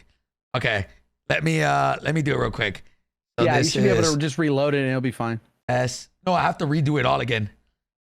Like you know, it's fine. Up I don't know. You shouldn't have had to. and You can like add like 3 I can just But add maybe row say- rows. Do and then add yeah. here, add row above, and then this is E. Boom. This is yeah, I believe. E, and then this. This is, what is this? A. Boom. That's good. There you go. All right, this is gonna be a look. Hey. All right, I'm silent, Barnes. No. Listen. Let's. You know, I think everybody who watches this don't get butt hurt. Everyone it's gets butthurt over this. It's fantastic. Because then it creates screw it. storylines, and then people start subtweeting. Listen, Your bro. best D tier streamer just placed first. Bro, I saw fucking love Braxton. I saw Braxton put Diaz as a tier player, and I knew that this shit was just gonna be rock, bro. Anyways, all right, let's get into it. Let's go down here. Wars' team. I think now this gets a little bit more. We can actually kind of discuss things. Wars' team. Who is it? Wars. King AJ, right? AJ, and then Showstopper. I don't know. I Or- think let's rank them. Prodigy. Let's rank them like if they're going to land. All right. I would say I don't think they're at the top level. You know what I'm saying? I would say they're for sure going to qual. I think they'll go off for sure. But I'm talking about Series of Warzone LAN. Where would you guys put them? Oh, Prodigy, AJ, and Wars. Ooh. Wait, hold on. I forgot. Wars always pulls shit out of his ass, man. It's like he's never the flashiest player. He's never like you would never think he's the best player on the map, but like he always shows up. And like the very first 2v2 he won. He won the first 100k 2v2. When I played with him at the Baka Bros LAN. We got 4th. We almost got 3rd by like A point. 0.1 point. He does really well in World Series of Warzone. He's won multiple like custom tourneys. Like I would say maybe low A. Okay. Yeah, I would say A is gotta be the lowest, right? Okay. All right. Let's go A. Let's go A. I don't think I could put him in B based off of AJ, how. yeah, AJ's nasty. AJ, again, I don't know how these guys are going to compete when they come to the LAN against like the top NA players. And this is not me hating on EU. I'm literally going off what Juki said, and Juki's letting them. They literally like said that that EU doesn't have at the highest level. They don't have as much competition as NA does. So, you know, okay, let's go to the next. I'll be honest. Who is this? Yo, I wish we had like names. Boys, you guys know who this is? Maybe I'm not good with faces. Which one? Alpine, who's this? This is VonBot? Wait, that's VonBot? That's Vonnie? Okay, VonBot, Dongi, and Nofo. That's Cyrus. All right. To be fair, I don't really know how to rank these guys. Have you guys heard a lot about them? I would say Dongi. Wait, Cyrus? No, this is not Cyrus. It's not Cyrus. This is VonBot, Dongi, and Nofo. I know Dongi isn't like accused cheater, but then he got cleared. So like, if you're being accused of cheating, you must be nasty, right? Like, you know, I played some games. I played games with him on ranked, and he was a demon for sure. Like he's definitely very, very, very, very good. They came in 9th overall in stage 1. Ooh, what do y'all think, boys? Too. I would say at least high B. It's tough because we don't know him from a lot of reps, but like let's underrate people to start off with, and then go from there. Yeah. How well did they do outside of their banger game? Because the very first game they got 2nd place, and he lost the pistol battle to Shifty, and that's how they lost map 1. But he was on like 18 kills or something crazy. Yeah, they were frying. I think they're. I think they're great. But how did they do outside of that banger game? I mean, if they got 9th, that means they probably weren't consistent going into it, right? Right. So I would say let's leave them at high B. Let's leave them at high B for now. All right. Oh my God, look at these fools, bro. Gary Scummin Husky. They got 4th. They got 4th. I feel like that got to be an S, right? You think they're S? No. I don't think they're S. I don't think they're gonna show up top 15 Yeah, but I'm not. Yeah, but S tier teams though. No, S tier is like there's only like 2 to 3 crazy, teams. Like they had an insane game, which like jumped them up a lot. But it was super chalk before that, wasn't it? Yes. Yeah. I think A. If I'm gonna put that, I'm gonna give them an A tier. High A. I'm gonna be super strict with the S tier. Like they were second finals. They did not get second in finals. What did they get? Third, fourth, third? I would say high A. Yeah, I would say A. We'll go through these right now. Okay, TBE. I'm gonna keep $150. I'm gonna put them at S. That's my. What do you guys think? Is there any objections? I don't think Nuke there's. and Tommy both have LAN experience too. Yep. Yeah. I don't think there's any objections to this. I think there's probably like 2 teams that are S tier, 3 teams. In my opinion, these guys are disgusting. And did Almond ever compete? I know Tommy and Noobs both did previous LAN. I don't think so. No.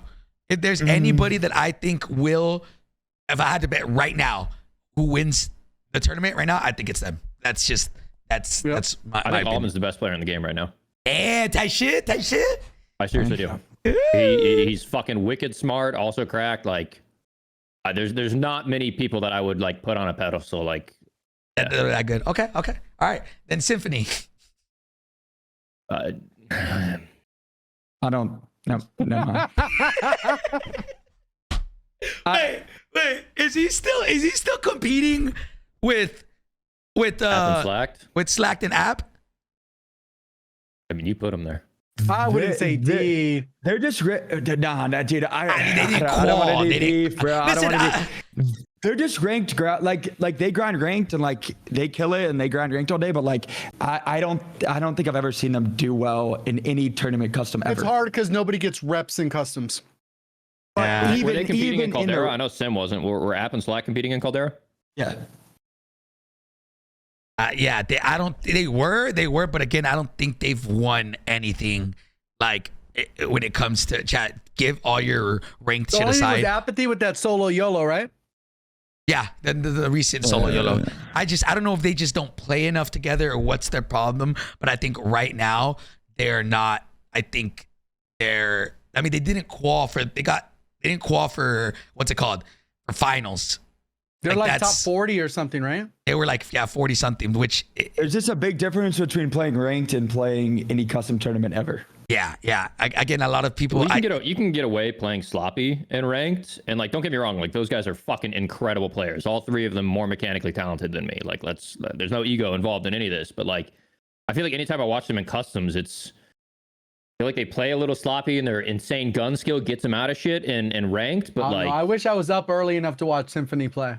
So yeah, I'm waking up. I was like, his stream's already over. Okay, cool. I mean, App's what, 2-time world champion? Like, he's fucking incredible. But like, maybe they need a good IGL, or as much as App and Slack play together, it's mind blowing how much I watch them, and they're just like looking two different directions, not on the same wavelength.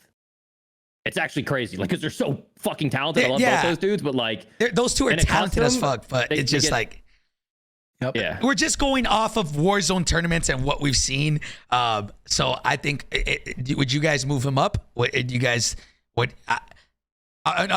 staying quiet. But just in like I'm comparison silent, to who they're up against.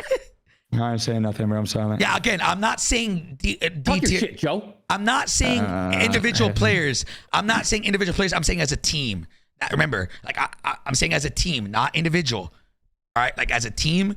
I don't think as a team, I'm not talking about their individual skill. I don't think they're at that caliber right now. And what they need to get to that caliber, I don't know. So what do y'all think? Boys, am I going to be the bad guy? Like, I haven't seen the three of them play together. Yeah, I don't think they play together outside of the tournament. At least I don't know. Boys, Joe, what's your...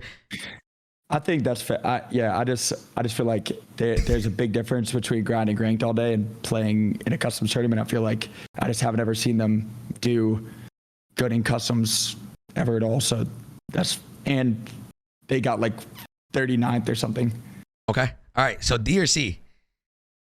Not yet, Gary. Not yet, Gary. Now calm down, Gary. Don't go pissed off. I ain't saying no. I'm silent. I don't know. All right. Now it's like they're not D tier players, but just if you're trying to spread this in comparison to all the other teams on here, like that's the metric. It's not as players. It's just like when I look at the Kim of every other player and every other trio that's on here, I feel like they have more Kim, more customs experience, more VOD review, more passion. Whereas it just kind of seems like a fun thing for Sim. Like, I don't think if I were to text Sim and be like, hey, let's review VODs from World Series of Warzone right now. I don't think I would ever do that shit offline. There's no way, bro. There's no way. I don't think. Yeah.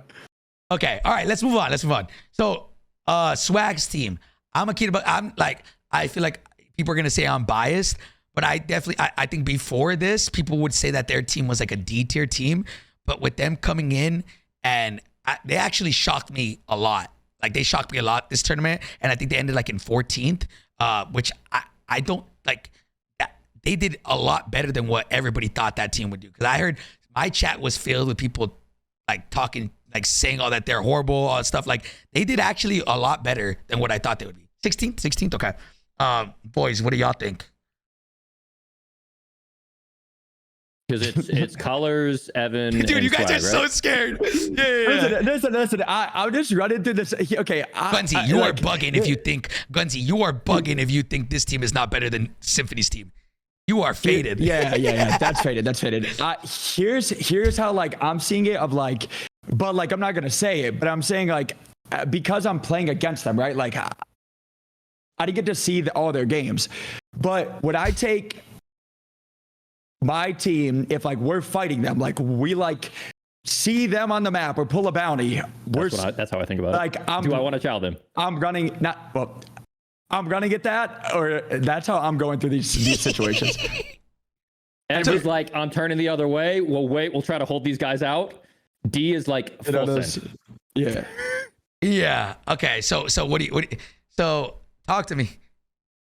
I feel like I'm biased, so I'm not gonna get the final say here. Personally, I don't like that. I would say I feel like it's a B minus, C plus. Personally. It's somewhere in the mix there. Yes, I think agree. you could put it in either, and I think it would be fine.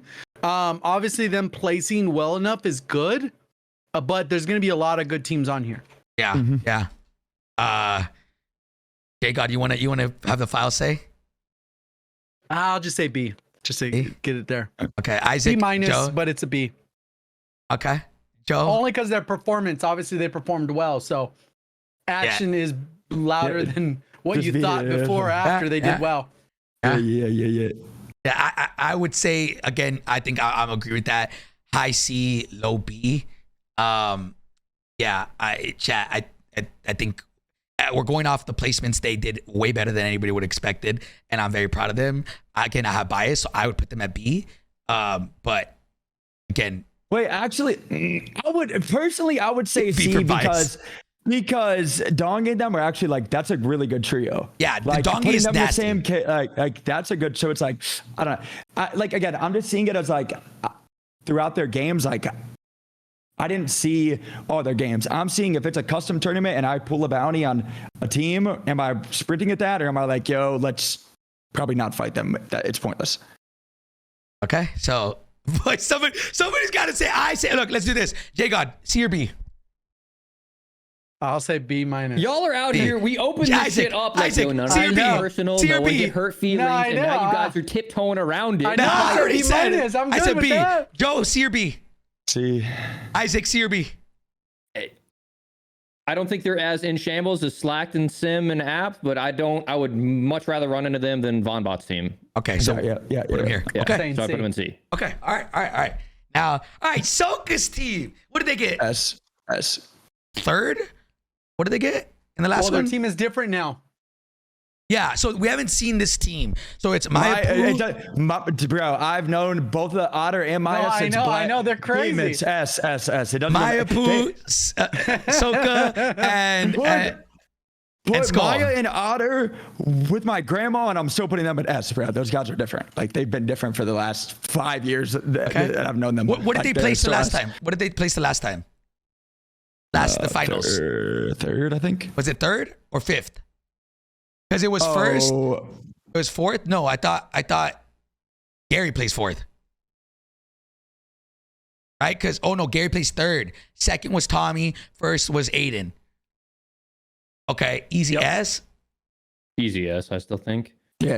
Okay. Yeah. Maybe I'm the only one that I think high Soka A's. might actually be the best IG on the game. Faded. But Hector, Myapo, people are like, dude, that's such a bro.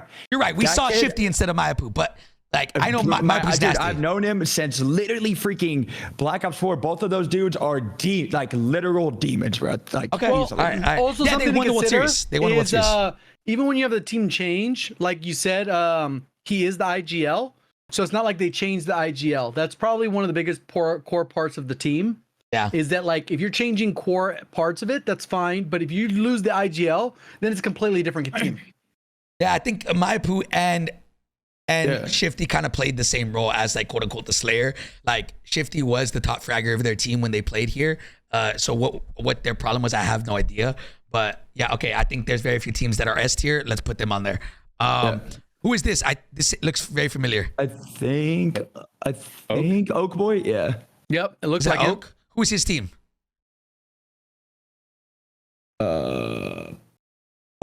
This is Oak Boy JC and They did pretty good. No, I think they did I thought they got bad. 12th or something. No, I thought they did bad. 14th. Remember, TJ they were like at 26, and we were bringing them up because of the Lucky he was talking about with JC the whole time. Yeah. And What then did I they think they get? ended up having a good game that pushed them up. 19th don't overall. remember. 19th. 19th. Yeah. Okay. I hate to say it, but I think I can see this team not qualing, and then I can see this team qualing as well for finals. In my opinion, I think Vonbot's team is better. But I think this team probably is they placed worse than Swag's team. They placed worse than Swag's team, so we gotta drop them to C. Put it right next to him. Yeah. Yeah, we gotta put them at C, right? Yeah. Okay. All right, good. Everybody good with this? I don't want it to just be me. I don't want to. I mean, it's not a Repo fucking said. disrespectful thing. Yeah. Like, if you think you're better, just go out and show out that day. Like, it's not that big of a deal. Yeah. Okay. All right, Moo. Who's 16? Yo, they're about to get a new team. I saw that. No, they're not. So MWIII tweeted out because he wasn't sure if Brolic was going to be good to play. because Mumu read that you had to have a passport. What the rule states is your passport cannot expire within 6 months of you arriving in London. Okay. He thought that meant you had to have a passport 6 months prior. Brolic is in the process of getting his passport, so he thought he had to drop Brolic. They're not dropping Brolic. Everything is fine. As far as I'm aware, they're still going with Brolic, Jesus, and Mutex. Okay, I think B. If I have to put, I would say B. Thoughts? I think that's fair. Mutex can either be an S tier player or he can be a D tier player. But I think with the two dudes that he's playing, Brolic is literally unshakable. And I think Jesus can thrive in the environment that Mutex provides, if that makes sense. Okay. Like some people, if they were to play with Mutex, because he can be such an aggressive, like, personality, it can break them and the team can be in shambles. But Brolic is unshakable, and I think Jesus is also kind of like that aggressive player as well. But in fairness, they had a really shit showing up until last game. What did they do? How did they play? How did they place? I think let me see if I can look up their. I think their game 6 was massive. I got Google over here. Alpine. What did they place? Alpine would tell us really fast. Y'all being too lenient with the rankings? Braxton, don't worry. I'll put your team in D tier. I don't think so. Yo, okay. I don't think we're being lenient. Bro, they had 17 15th. kills in 6th place on the last game. 17 kills in 6th place. Yeah. Okay, so they got 15th. So better than Chris's team. I would say B. I don't know. High C, low B. That's my opinion. Yes, sir. I put him low B. B. Joe, C or B? I feel like Joe wants his fit right now. I would say at the top of C personally. Top of C. Okay. That's just me though. Okay. JGOD? You gonna say why? I can go either. why? I think C or B is fine. Either way. Okay. I would say why, because I feel like if they have a bad game, their whole vibe and stuff is just chalked. And again, I just feel like I haven't really seen them like go crazy in any other scrims or any other customs and stuff. You full sending this team, Joe? I mean, we're channeling anything. We're channeling everything right now, man. Joe's gonna have this big target on his back. I know. I'm getting my body shot for sure, bro. Joe says I this. feel confident challenging anything because it's literally going to start with Breadman with the signal knocked down. Yeah. Okay. I would say I think it can go either or. Low B, high C. For the sake of filling it up, I'm gonna go low B, and we can change it as we go along. All right. Daft. Who is Daft's team? JDevice and Sabos. Oh, dude, they got came out. the gulags. Bro, they came out hot, bro. They were like in like 4th place going into like the final game or something like that. I'm not gonna lie, this was a absolute dark horse. What did they end at? What did they end at? 13th. Dude, these guys, I'm not gonna lie, I don't know where along. I remember watching. I was like, bro, I was really surprised to see them be, to be at that. They were a dark horse, in my opinion. They got what they said, 13th Alpine. They're definitely so B. it's all around the same spot with the B and C. I think better than Mutex's team. Now it's just what? Careful. Isaac, regardless of their what you might think about their individual skill, they came out and fried together. I don't know JDevice that well. I know Mr. Daft is really, really consistent in tournaments. I love Sabos. I haven't seen him compete in anything before. Okay, again, maybe I should be going off what they place at the tournament, but if we pull up, I'm seeing it as like a bounty, right? Or like we're fighting a team. I would rather fight them over Oak and Swag and Charles and Dongy. Agreed. All day, every day. Yeah, but remember, we're talking about specifically gun skill. But like most people just fucking walked into that tournament. How many people were actually doing scrims, customs, VOD review? No one gave a shit about stage 1. Everyone just fucking walked into that. And some popped off and some absolutely shit the bed, myself included. Like, on an average day, I would much rather chow Mutex's team. I would much rather chow all due respect, Daft's team over Mutex's team. I agree with y'all. I agree with that. Like if we're talking about individual skill, like if we're talking about individual slaying potential, but remember we're talking about a team here. These guys came out of nowhere and just like fried the fuck out. That's my like I don't know. Well, could it have been a fluke for one tournament though? And like Charles and them have qualled, Oak and them qualled, so I them qualled. Of like them playing like they're just like, could it have been like, yo, they just played like maybe they had a good game or super, like who knows? But like, could you base their whole team off of like this ranking off of one tournament? Again, I don't know. We only know what we've seen, right? And we're using facts of like what they placed. I think if we're talking about slaying potential, of course, I'm moving them down to C. If we're talking about, but I'm talking about like if we're talking about team chemistry and the way they performed. We put the whole fucking list up to the World Series of Warzone, top to bottom. I mean, we're making a tier list to shoot, to like.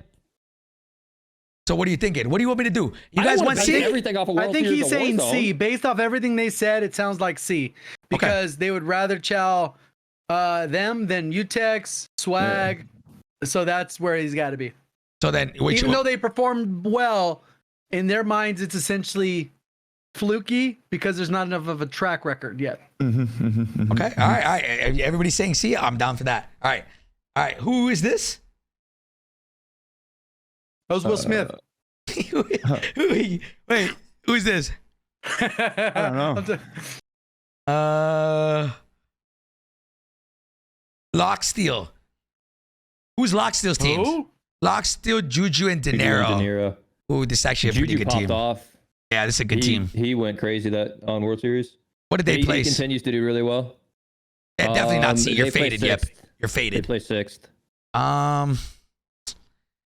They did really good, and Juju got like top fragger.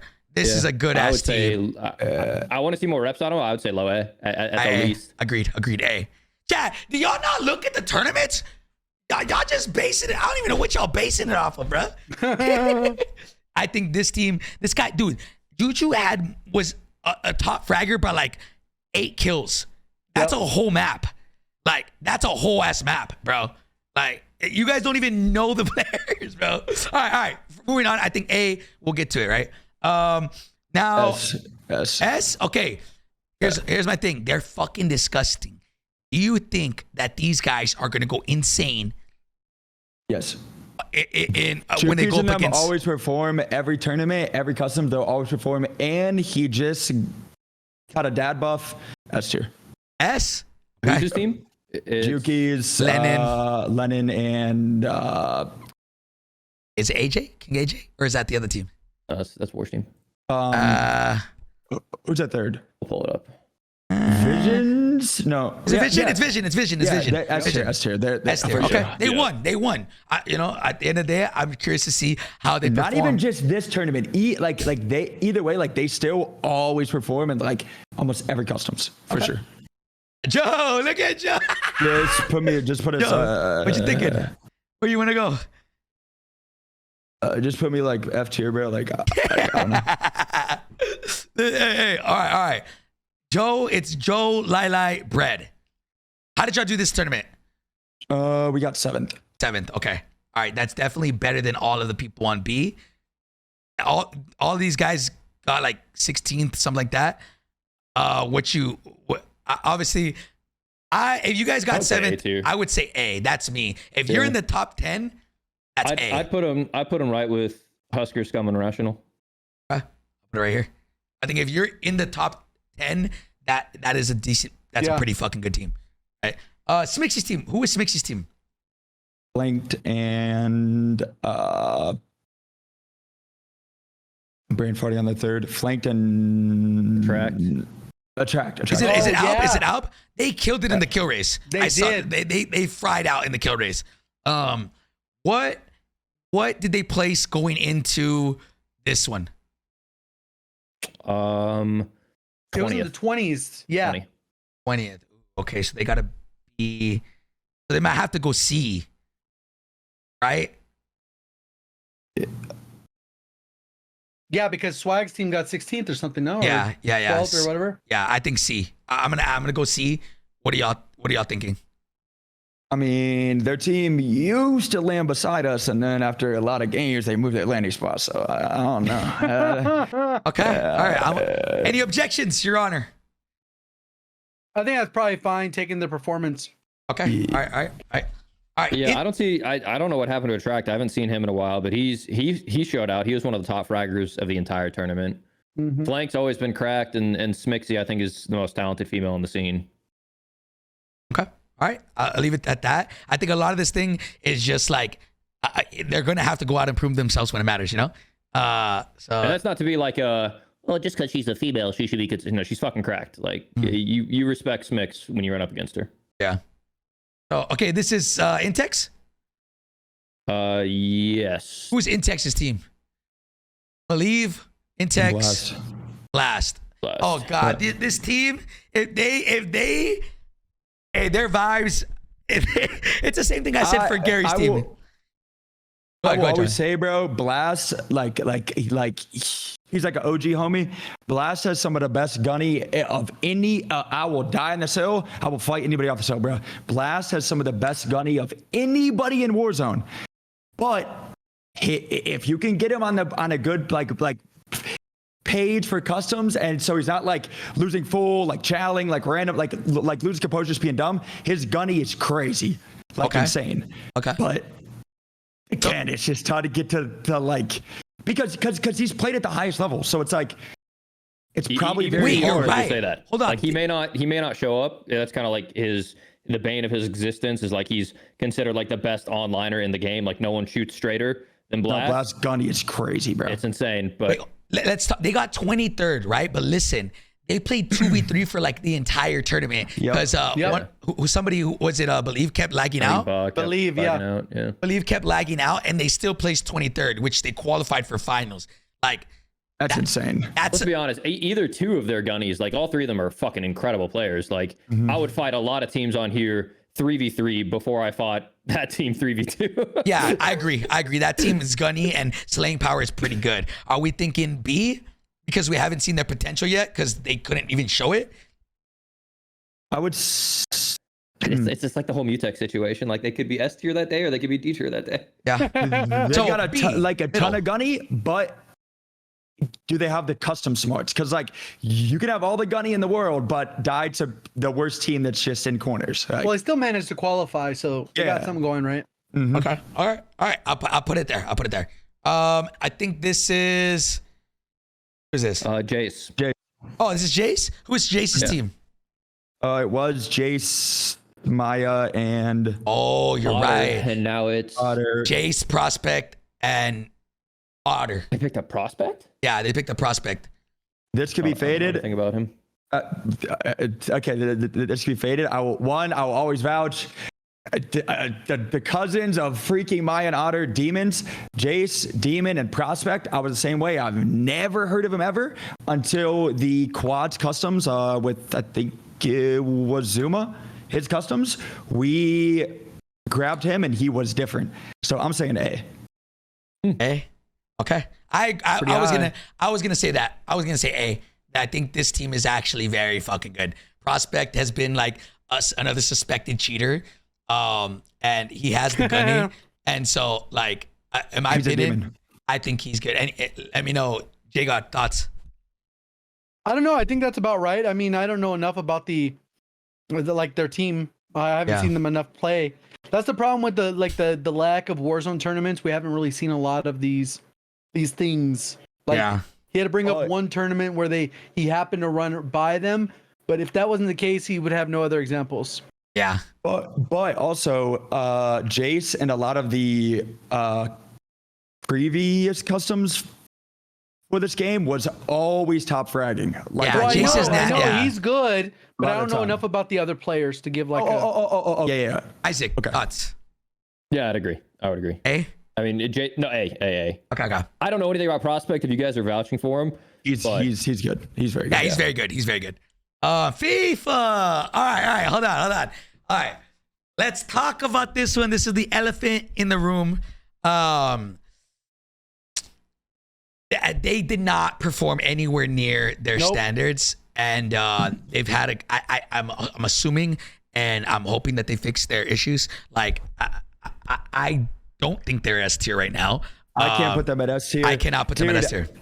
After, here's my boy, dude. After the tournament, and then seeing like their vibes and like what happened, like all that. Yeah, it was all bad. Seeing them play, because that team I could watch play, because that was a different thing, dude. They were like split up, like nobody was on the same page. Like, dude, oh, really? I don't even know about A, bro. Oh, it was bad.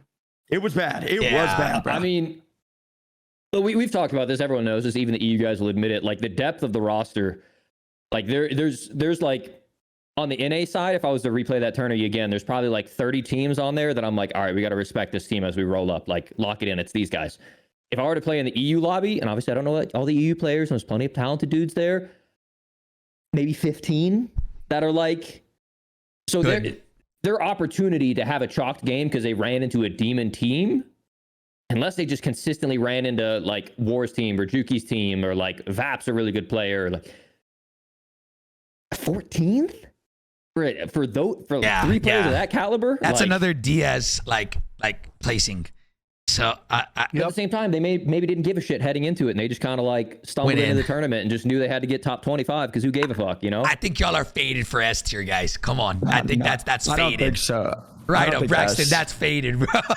I don't think. I think it's kind of like, we can't just off one bad performance put them down to like B, in my opinion. I think they're definitely A. At least A. I think that team is A for sure. And then obviously they can show up on game day and be S tier 100%. But right now, with basically all that I've seen from this team, they've had a lot of struggles. And, you know, I'm going to go A. I'm going to go A. Any Isaac? Yeah, I agree. Joe? Like, FIFA's him. Yeah. It's just not showing. Hopefully it was a shock and then they show up. Well, they did swap out a player, right? Or did they keep their full roster? I think they kept it. Because they were talking trash, wasn't he? Was it? Or am I thinking different team? Some weird vibes that day. I remember that. There was a lot of weird vibes that entire They were catching strays on the timeline and yeah. I don't know. Okay, I think that's a solid put right there, right? Now let's go. Ebates. This is Ebates, DJ Moss, and fucking AM. It's in my mind, bro. And Smitty. I think the lowest you can go is probably a B. I don't even know. Lowest. Honestly, these guys are nasty. I would say A for sure. I think A for sure. These guys are fucking disgusting, in my opinion. Smitty has like hit his stride recently, in my opinion. Yep. Like where he's like out of nowhere, he's going crazy. Like, so in my opinion, A is definitely like a solid. Where they're at. Yeah. And like, bro, like they know that, dude. The more I played with freaking DJ and freaking Ebates, dude, they be like knowing the cheese that not a lot of people know type of cheese, like random, like random, like cheesy stuff. And I'm like they're obviously like a great team, and passionate and good vibes. They got the cheese, you know? I like that. I love that team. Okay, cool. Now Braxton, who's Braxton's team? Braxton, who's your team, kid? And what did they place in the last one? This is Braxton, right? Just chat. Brax is empathy, and then they lost prospects. So who's? It's everywhere now. Oh shit! Actually, I don't even think they have to go through. It's him, empathy, and finessing. That's a great team. That's a good team. I haven't played a lot with Brax. I played a lot with Finn and empathy. I would say this has nothing to do with Braxton being in the call. Me and him have agreed to like everything, but I think he's really underrated in my opinion. That's just my take. My opinion, I feel like a lot of people don't know how good of a player Braxton is. Like based on what I see, because I'll say his name like, and people be like, what? Like I have people spamming D tier here, and like I don't know if that's just like, you know, that's crazy. But I think this team is pretty damn good. Those are like the same people who don't know who like Otter and Mai are. Like they just they watch YouTube and whoever gets the most YouTube views is their favorite. They're the best player in the game. No, that and dude, I was hearing the casters, bro.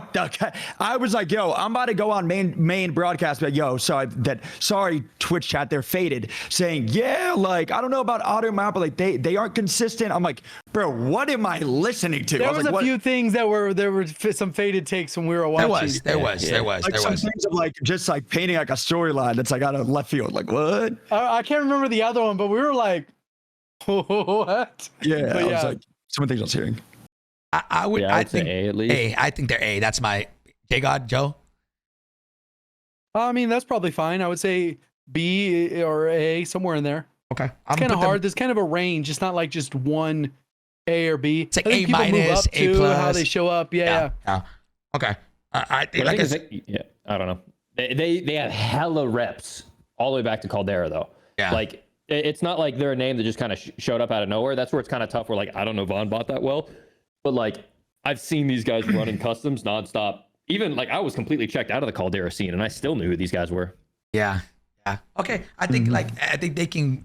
I'm gonna put them up there because again, they could go top of B only because we haven't seen those three play together either. You know, so I'm gonna go ahead and throw it out there. Thanks, fair. Yeah. All right, D, Shifty, and Sage. God damn, do I have things to say about this team, bro? All right. Snipers nerf, they're S tier. They are. I don't know, man. I know. Oh, they really nerfed. I don't know, man. I don't know. Listen.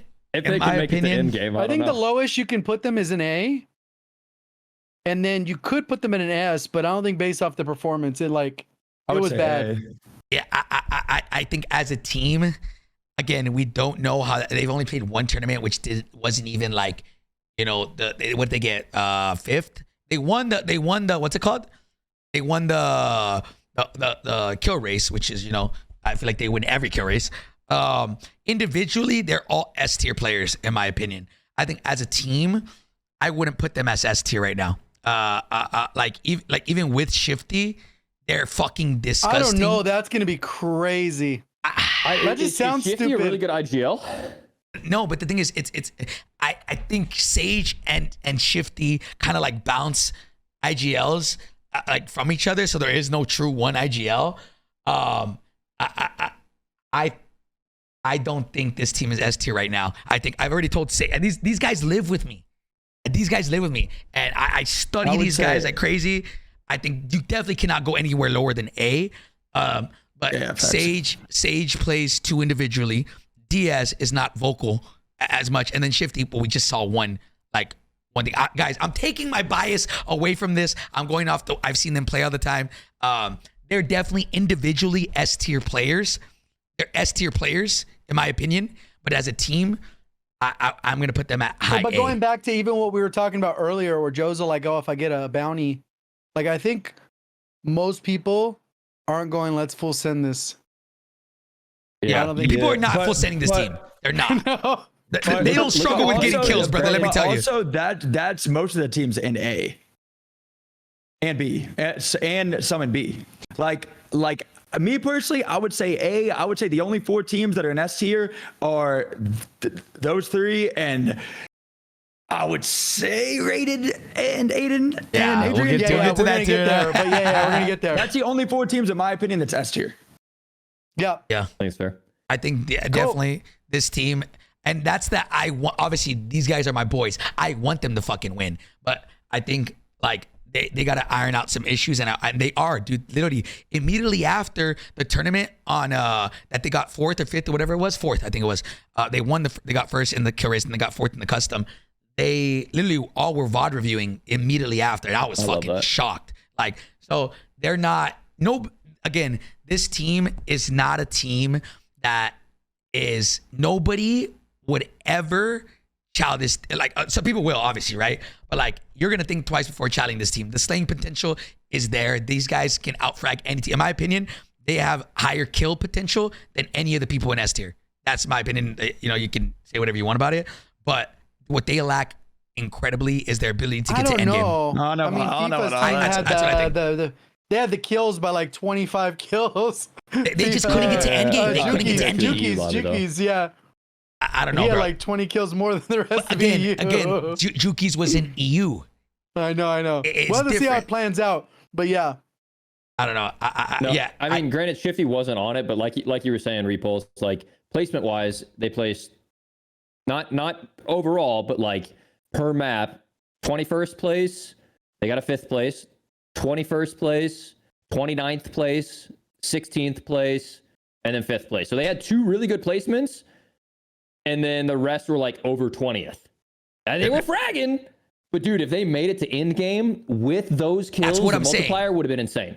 That's what I'm saying. And with the addition of like Shifty, their slaying potential definitely went up, and obviously their comms like went up like significantly, right? But the fact that they placed 10th or whatever, and even 4th in that last tournament with having such bad placements, like again, I've personally VOD reviewed these guys because I want them to succeed, and I don't think we can put them at S tier right now. I think they are at high A, but because of their slaying potential, but they just need to focus on their end game. And if Sage can get the chem down with Shifty, because they already have the chem, but if they can kind of incorporate that all together, they are going to be unstoppable. And I think they win by a landslide on LAN. But again, until that happens, they're not. Like, again, in my opinion, nobody has better slaying potential than that trio. They just need to lock it in and get to end game every day. Yeah, like I said, I think stage 1 was an eye opener for a lot of teams, and like them having that, and they're putting in the hours now with that in mind. That's a lot more terrifying than just like, oh, they got the gunny. Yeah, I love the guys, but I'm gonna keep it above 50 with them, and they know it. So, all right, let's move on to DBZ. DBZ, what y'all think about this team? I would say What did they high place? B. Yeah, I feel like a B. B, I would say. What did they place? 14th. Okay. Yeah, which is pretty solid. They're like a high B, Okay. All right. low A maybe. Okay. I think I a would lot say of B, yeah. obviously there's recency bias. They got 14th overall. Apart from today, they haven't had the greatest placings, but you cannot doubt their ability to just the team chem that these three have. They've been playing together for 3 years on and off. Obviously, they had to take a year off with Clutch Belk, but now he's back. So I don't. Oh my God, I don't think that this team is a team that like I can see them qualifying to finals 100%. Yep, You know, I can see them 100% qualifying. What are y'all's thoughts? I agree. Bro, Uzi, I'm muted right now. But Uzi, you're crazy. Their comms give me anxiety. Uzi, thank you so My much. blood pressure goes through the roof when I watch those guys. Oh my God, Yeah. dude. I love all three of them, but holy shit, their comms mid-game. Uzi, thank you so much, bro. like, oh. Hey, at least they work for them. Yeah, You know, yeah. it's funny how comms are so weird, because I did a video where I reacted to Hisoka just winning a ranked match with the team he was playing with, which happened to be I think it was Biffle and Sage, or Biffle and Shifty. I can't remember right now.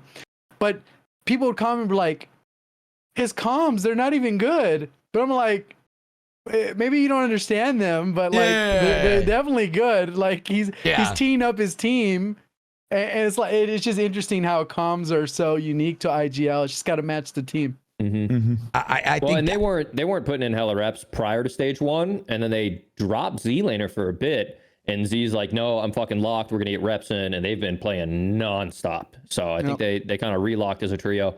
Not to say they had like a full Scum and Huskers Unrational moment, but like they split up for a bit. yeah. Z proved that he was locked, and they're putting in reps, and I love to see that. Like I love to see OG teams stay together and to like push each other. So I want nothing for the best for those dudes. Okay. All right. I think B is solid, and I definitely, if I do that, I think they're qualing. Yes, I think they'll qual. In my opinion, I think B is a pretty good, like solid. You know, what do y'all think? Mm-hmm. Yep. Yeah, high B at least. Okay. Yeah. All right. Aiden's team. I think. S. Yeah. I think obviously S tier. They just won. They have, in my opinion, they have the perfect blend of literally like anything that I would want in a team. They have a young gun who's insane at the game, bro. A young gun who's literally fucking like he's nasty, bro. He's nasty, and he's humble, and he understands how to win. I don't think a lot of people who have that gunny and have that skill understand like how to actually play as a team, and they just play for individual stats. That man does it, and I think that's why they won. So also what's cool with like Aiden's case, I mean, I'm pretty sure he's played on LAN, at least with the Fortnite stuff. And he has all that experience from last year or all the previous years, where he was kind of like the top dog and then kind of like faded. Even though he was a top guy, he wasn't like the guy, you know? Yeah. And I think with the recent tournament, it kind of like was a ability to like flex that, which is good. Like, I think they'll just keep that momentum, like you said, with the team they built. Okay. All right. Okay. I think that the S team with S tier, with Aiden kind of being the flex and kind of like, and then Rated being the IGL, I think this team is going to be like obviously a favorite to win. Yep. Yeah. So and then this team is this is a Raze. Okay, what happened with this team? Did they split? Yeah, he split with Jada Pinkett. You're an idiot. No. You're an idiot. You're an idiot. IQ, Arrays, and Rida. Did they split or no? I thought I heard something about them feel like splitting. I heard Unless I'm Ryder's playing faded, with bro. Someone else. Rida was in chat earlier. Yeah, he was. So like, what do you? No, I have you guys no didn't clue split. on this team. No, you I have no didn't split, clue. or Nah, these guys were going crazy. Hey, these guys were going crazy. What did they place in that Fifth. turn? They placed 5th, right? yeah. Oh, really? They did very fucking They good. bumped up. They had like a good game, right? Ryder was fucking slaying during the finals. Like, Yeah, they dropped a 14 kill for their final last game. How did we not have Frozone's team on here? Shotguns are gone They're now? gone now. Yeah, Gary coming for the throw, bro. Why? What happened? They said shotguns are gone now. Gary said because he's basically implying that they placed the way they did because they were all using shotguns. Oh, yeah. Yeah. I mean, again, as a team, what do y'all think? Yeah, I don't know. You think in Texas D's coming? What are y'all putting them? I mean, they play 6, bro. I mean, if they play 6, I mean, that's got to be at least a B at the minimum. A. Yeah. Again, the whole shotgun thing. I mean, IQ's performed well in tourneys before too. Yeah, IQ's a great IGL. Ryda's come out of the fucking woodwork as far as I'm concerned in terms of like gunny. Like I always knew he was good, but I didn't know he had it like that. Like he's fucking nasty. And then Arrays has always been good. Well, I'm pretty sure that he changed from the keys to controller, but Wait, actually? don't quote me on that. Don't quote me on that, but I'm pretty sure he played on the keys, then changed to controller. Okay. I'm pretty sure. Okay. You guys did Symphony dirty. Where am I putting him? Am I putting him A or B? A or B? I think high B, low A, somewhere in there. I, B, low A. No way. They're not B. There's no way. You can't place 5th. Have a team with that much comp experience. I don't know about Ryder. Well, no, that's what I'm saying. The lowest they could go would be a high B. Okay. Okay. There's just so many teams in A though. I feel like. Let's start knocking some teams off of this. Who's this? Who's this team? I mean, I don't think you necessarily need to, though. I mean, you're right. There is a lot of teams that we're are missing a bunch of teams. There's a We're missing ton a of bunch of teams. Yeah. You're right. Locksteel, Dinero, and Locksteel, There's still a Dinero. ton of teams. Yeah. And Juju. And Juju. Yeah, I don't think I knock Well, like anybody, I said, bro. even Frozo teams not on there, right? Didn't they win? They broke up. No, Did they won the qualifier, but yeah, Nico and them and Desmond dropped Fro. They Yeah, did really well in the qualifier, but did not do well in the. we already That's kind know. of crazy. We already know what Symphony's gonna say. He's gonna say, "I retired and I do watch parties now." Wait, come on. Yeah, they placed 32nd. 32nd. Oh, yeah, where that's it's tough to busted. say, like just basing things off of one tournament because they popped the fuck off in the qualifier.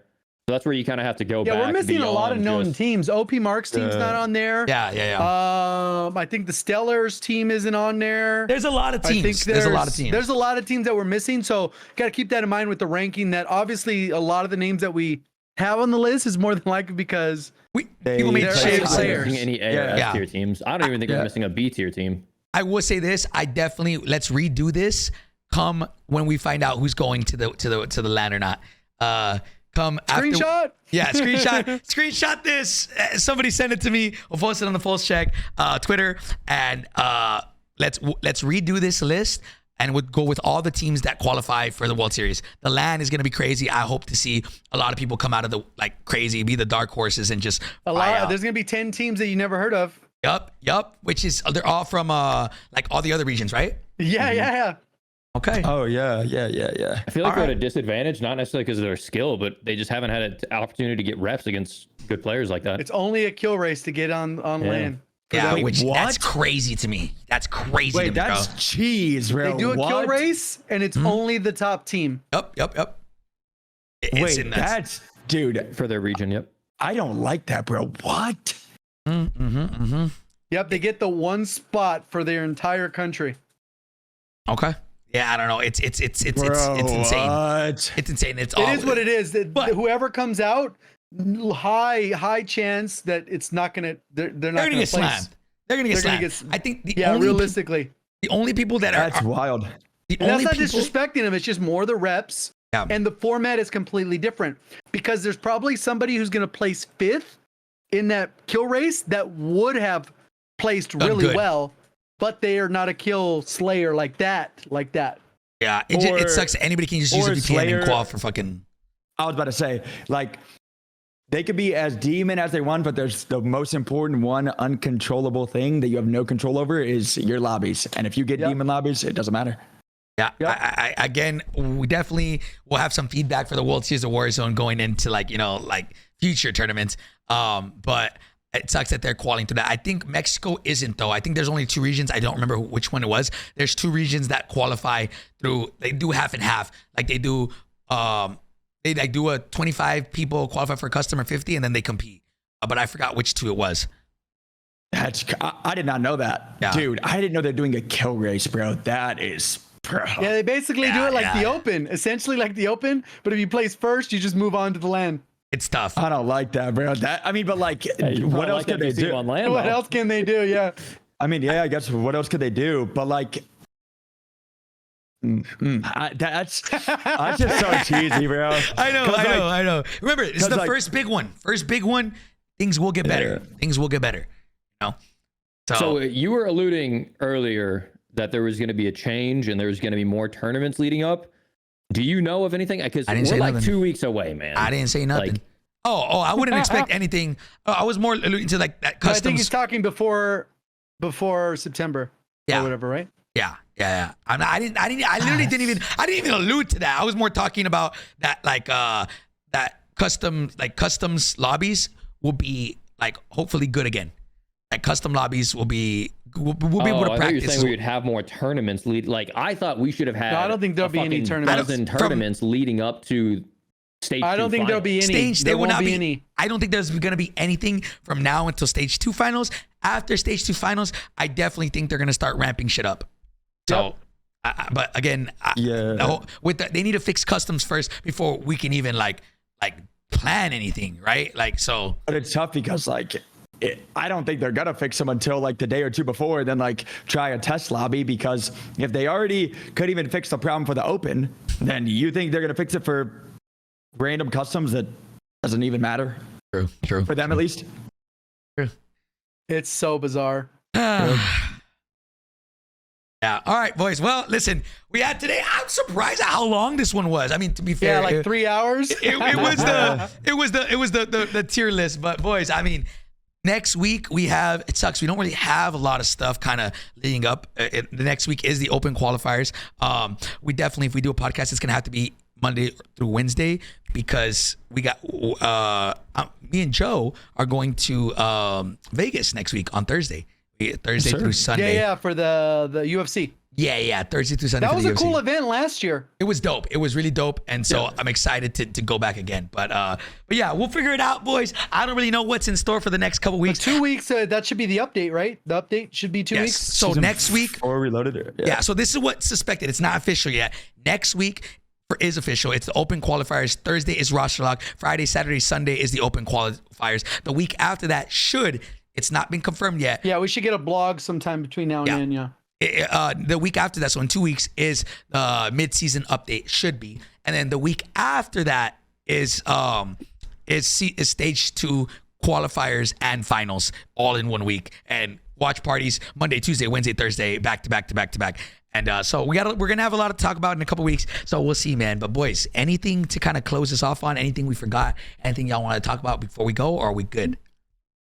So how are they getting these 70 kill games in Rondo? There it is. Oh, God. This man got the short shorts on, bro. Oh, my God. No, I was just, they're not short. Bro, I would literally, I say this all the time, I would sell and cut off myself, my right man nugget, to get those lobbies, bro. Like, it is insane. No, wait, do you know what it is, Joe? They're literally just killing AFK kids. No. I saw dozens of them. But how do you get in the lobby with that many AFK kids? It's not normal lobby. Those people, really? the reason why there's so many people AFK in those lobbies, and in my opinion, I don't know if they're just getting lucky matchmaking, but what ends up happening is right now people are farming battle pass tiers by AFKing in Vondel.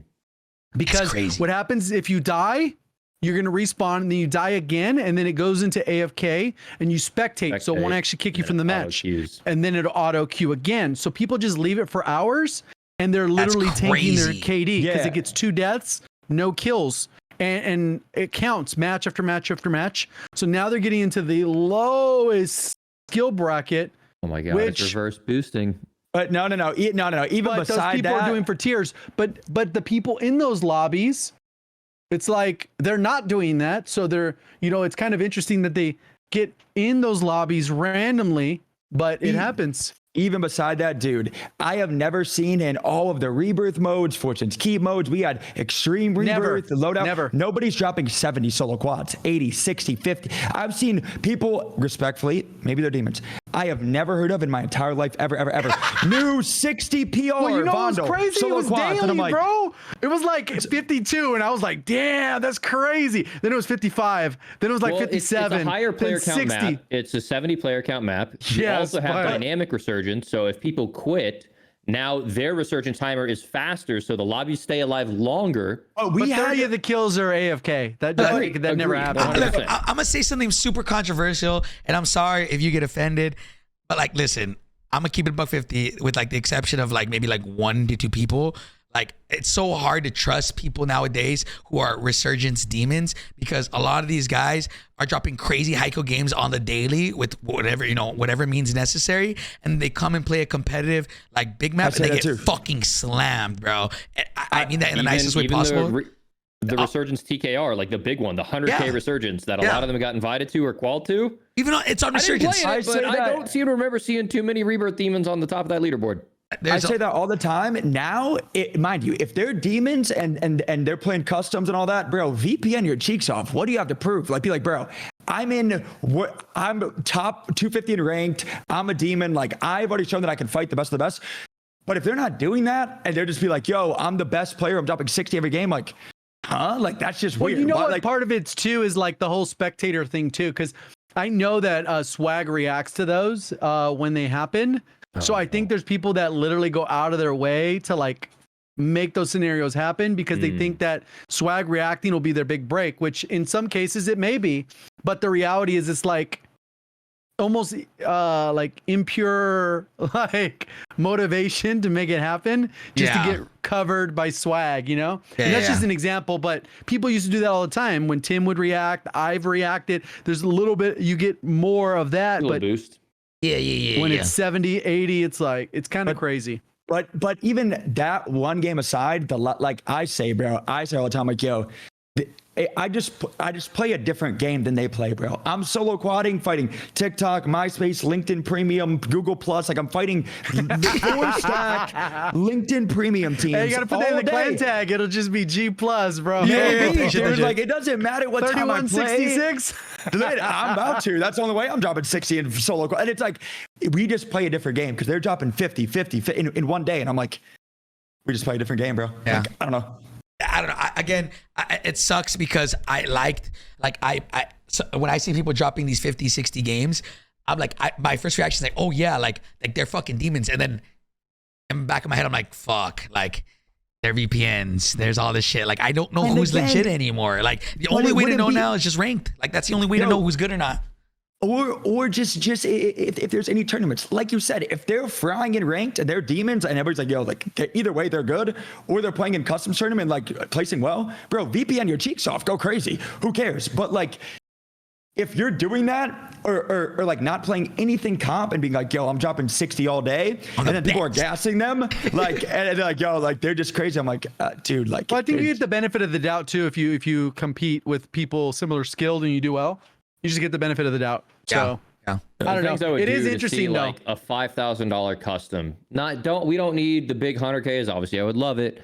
We're never gonna get the Verdansk days back, but like just like a 10K every week or a 5K every week or something, because the guys that are top fragging in that, those are the guys that should be getting eyes and getting respect, because like a lot of this other shit doesn't even. And I mean, some people are dropping crazy numbers in ranked, and sometimes it's in bot lobbies too. Some bot lobbies appear in ranked every here and then too. Yeah, true.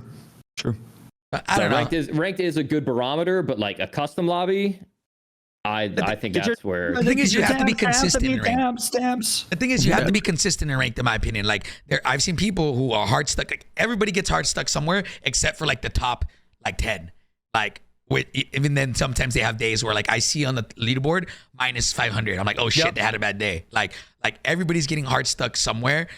Like some people get hard stuck diamond, hard stuck gold, hard stuck whatever. Like, you know, I think a good thing is how consistent people are at the top. And so I don't know. That's my opinion. Obviously, there's sometimes where lobbies are great. Sometimes lobbies are like bodier. Like I said before, like that it is what it is, right? But at the end of the day, like a lot of people grind more than Shifty or equally, and Shifty just keeps going up. Why? Because he's that talented, right? Same thing for like a lot of these guys who are at the top. His like Soka and all that shit. Like it's just like that is what it is. And you know, there are some people that are in the top 250 that like I'm like, oh okay, like I've never heard of this guy, but you know, but like at the end of the day, some like a lot of these guys are fucking disgusting. And which Jay got back to my point. What you had said is if a lot of these guys started doing some fucking Resurgence content, their shit would go through the fucking moon, bro. It's content in general, but it's hard to balance grinding because like ranked content outside of Twitch is not like nobody's posting content on YouTube. The problem is most people do the lazy format, but unless you're a bigger, like a really big content creator, that content doesn't usually get by that well. So like, for example, if Tim was playing ranked, he could post it and he has 5 million subs or whatever. So he's obviously going to get a certain amount of views. But if Joe Schmo does it and they do the same thing and they're going to have this phenomenal gameplay, it doesn't pan out because they're not watching the player for that, because it's just that. So there's ways I think that ranked content definitely can work. People can build out niches, but more often than not, people don't go the route that you would need to go to make the content good or entertaining or clickable or any of those things. Because there's obviously so many demons that are top ranked or like things like that, but them grinding ranked all day, every day is maybe a little bit of Twitch content, but if they're not providing value to somebody that doesn't know them, and they ain't clicking on it. Don't give away all the sauce. Yeah, my bad. Yo, I'm taking the chat, be like, no, content creation sucks. Don't do this. Yeah, don't suck. No, keep grinding, bro. But this season will be interesting. That'll be my little parting shot. Is like, it'll be nice because last season I think people started to hit their cap right when the season ended, and now we've got like, I think people are already hitting the soft cap that they were at last season, and now you're going to see a real divide between the players who, like you mentioned, isn't about who's playing the most, it's who can be the most consistent. And I think that's where you're going to see a lot of the egos come out of people are like only wanting to play with people who truly respect their SR, because they know climbing up the leaderboard does merit them views. And it's not just about who wants to put in a 12-hour day with me, it's who's going to get me the least amount of negative SR games. Yeah. Which I think will make the end of this season and in the next 4 weeks maybe stressful for some people, but also a lot of fun for others. Oh yeah. I mean, that's just fun for me. That's just like, I don't know. I can't go some sauce though, but is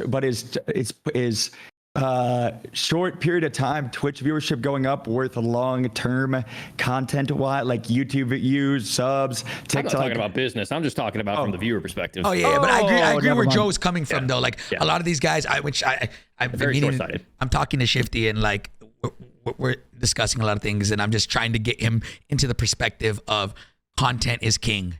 And apart from everything, like just using him as an example, like he has the talent to be at the top, but then if his only goal is to be number one, which I get it, you short term your views, no, like you know, but like you know, it is what it is. I don't know. That's just kind of also I mean, him, not saying him, I'm saying some people that I've talked to know is like you can lead a horse to water, but you can't make them drink it, bro. You can preach it, but if some people don't want to do it, they ain't gonna do it. I mean, we'll see, man. We'll see what a lot of these guys do. I think there's some times where you're between a rock and a hard place where you don't have the opportunity to think like that because of where things came from. Like for me, I started pretty much YouTube. So like I could never see streaming. Like it just makes zero sense to me in terms of that ratio. Versus there's people who started specifically on streaming and they've never had much success on YouTube. So then they have the opposite. And then there's some people who get a balance of both or whatever. Things work out differently and everyone's journey is different with content creation. But like usually one leads directly to the other. Like if you're doing something on YouTube, it will generally funnel into other areas if you're doing well on YouTube. Twitch, if you're doing good on Twitch or streaming or Kick or wherever, you like it generally doesn't funnel elsewhere. Oh no, it just doesn't. YouTube, no.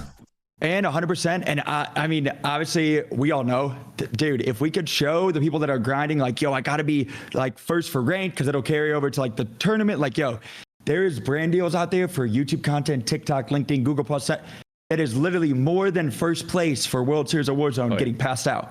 So if you focus on your content, you could get that bag and like be doing things like that for brands and sponsorships over like, I have to be number one or like I have to get first in this tournament. We're teaching now. World Series of Warzone announced like 3 months ago. Yeah.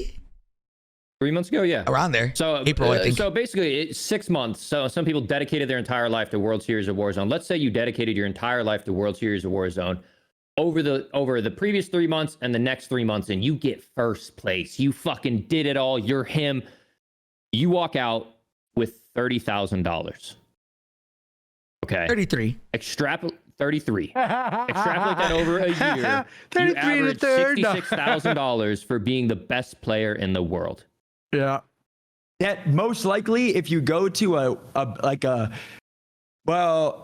Tim's I guess Tim don't play comment, like let's say like a Swag's comment section, they may not know after that tournament who you are or who even placed well in that tournament because they only know the content creators' names.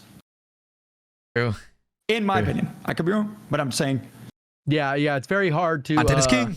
do a call to action that is really that good. Obviously, sometimes it trickles over, but it'll never be the same. Yeah, it's crazy. Word to Mr. Watch Party, 11K subs and most viewers on Twitch, Mr. Report. Chill. I need 5 Everyone's going to be competing with Sal, and Hector's going to be watch partying it. Hey, I fell off, bro. That's what D always tells me, bro, you know? So I got to keep working. hey, bro. The only thing that's falling off is I need an ad right now. I need an ad. Run me some ads. You know?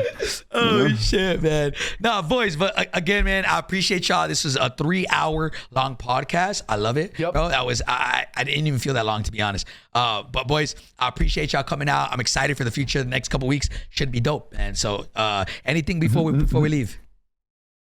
I think that's it. Think we're good. All right, man. We'll regroup hopefully Monday through Wednesday, so it's not gonna be that long. We'll see what happens, and if not, if there's literally no content, we're just gonna have to wait till the next week, which sucks. But let's pray and hope that they have some stuff, you know.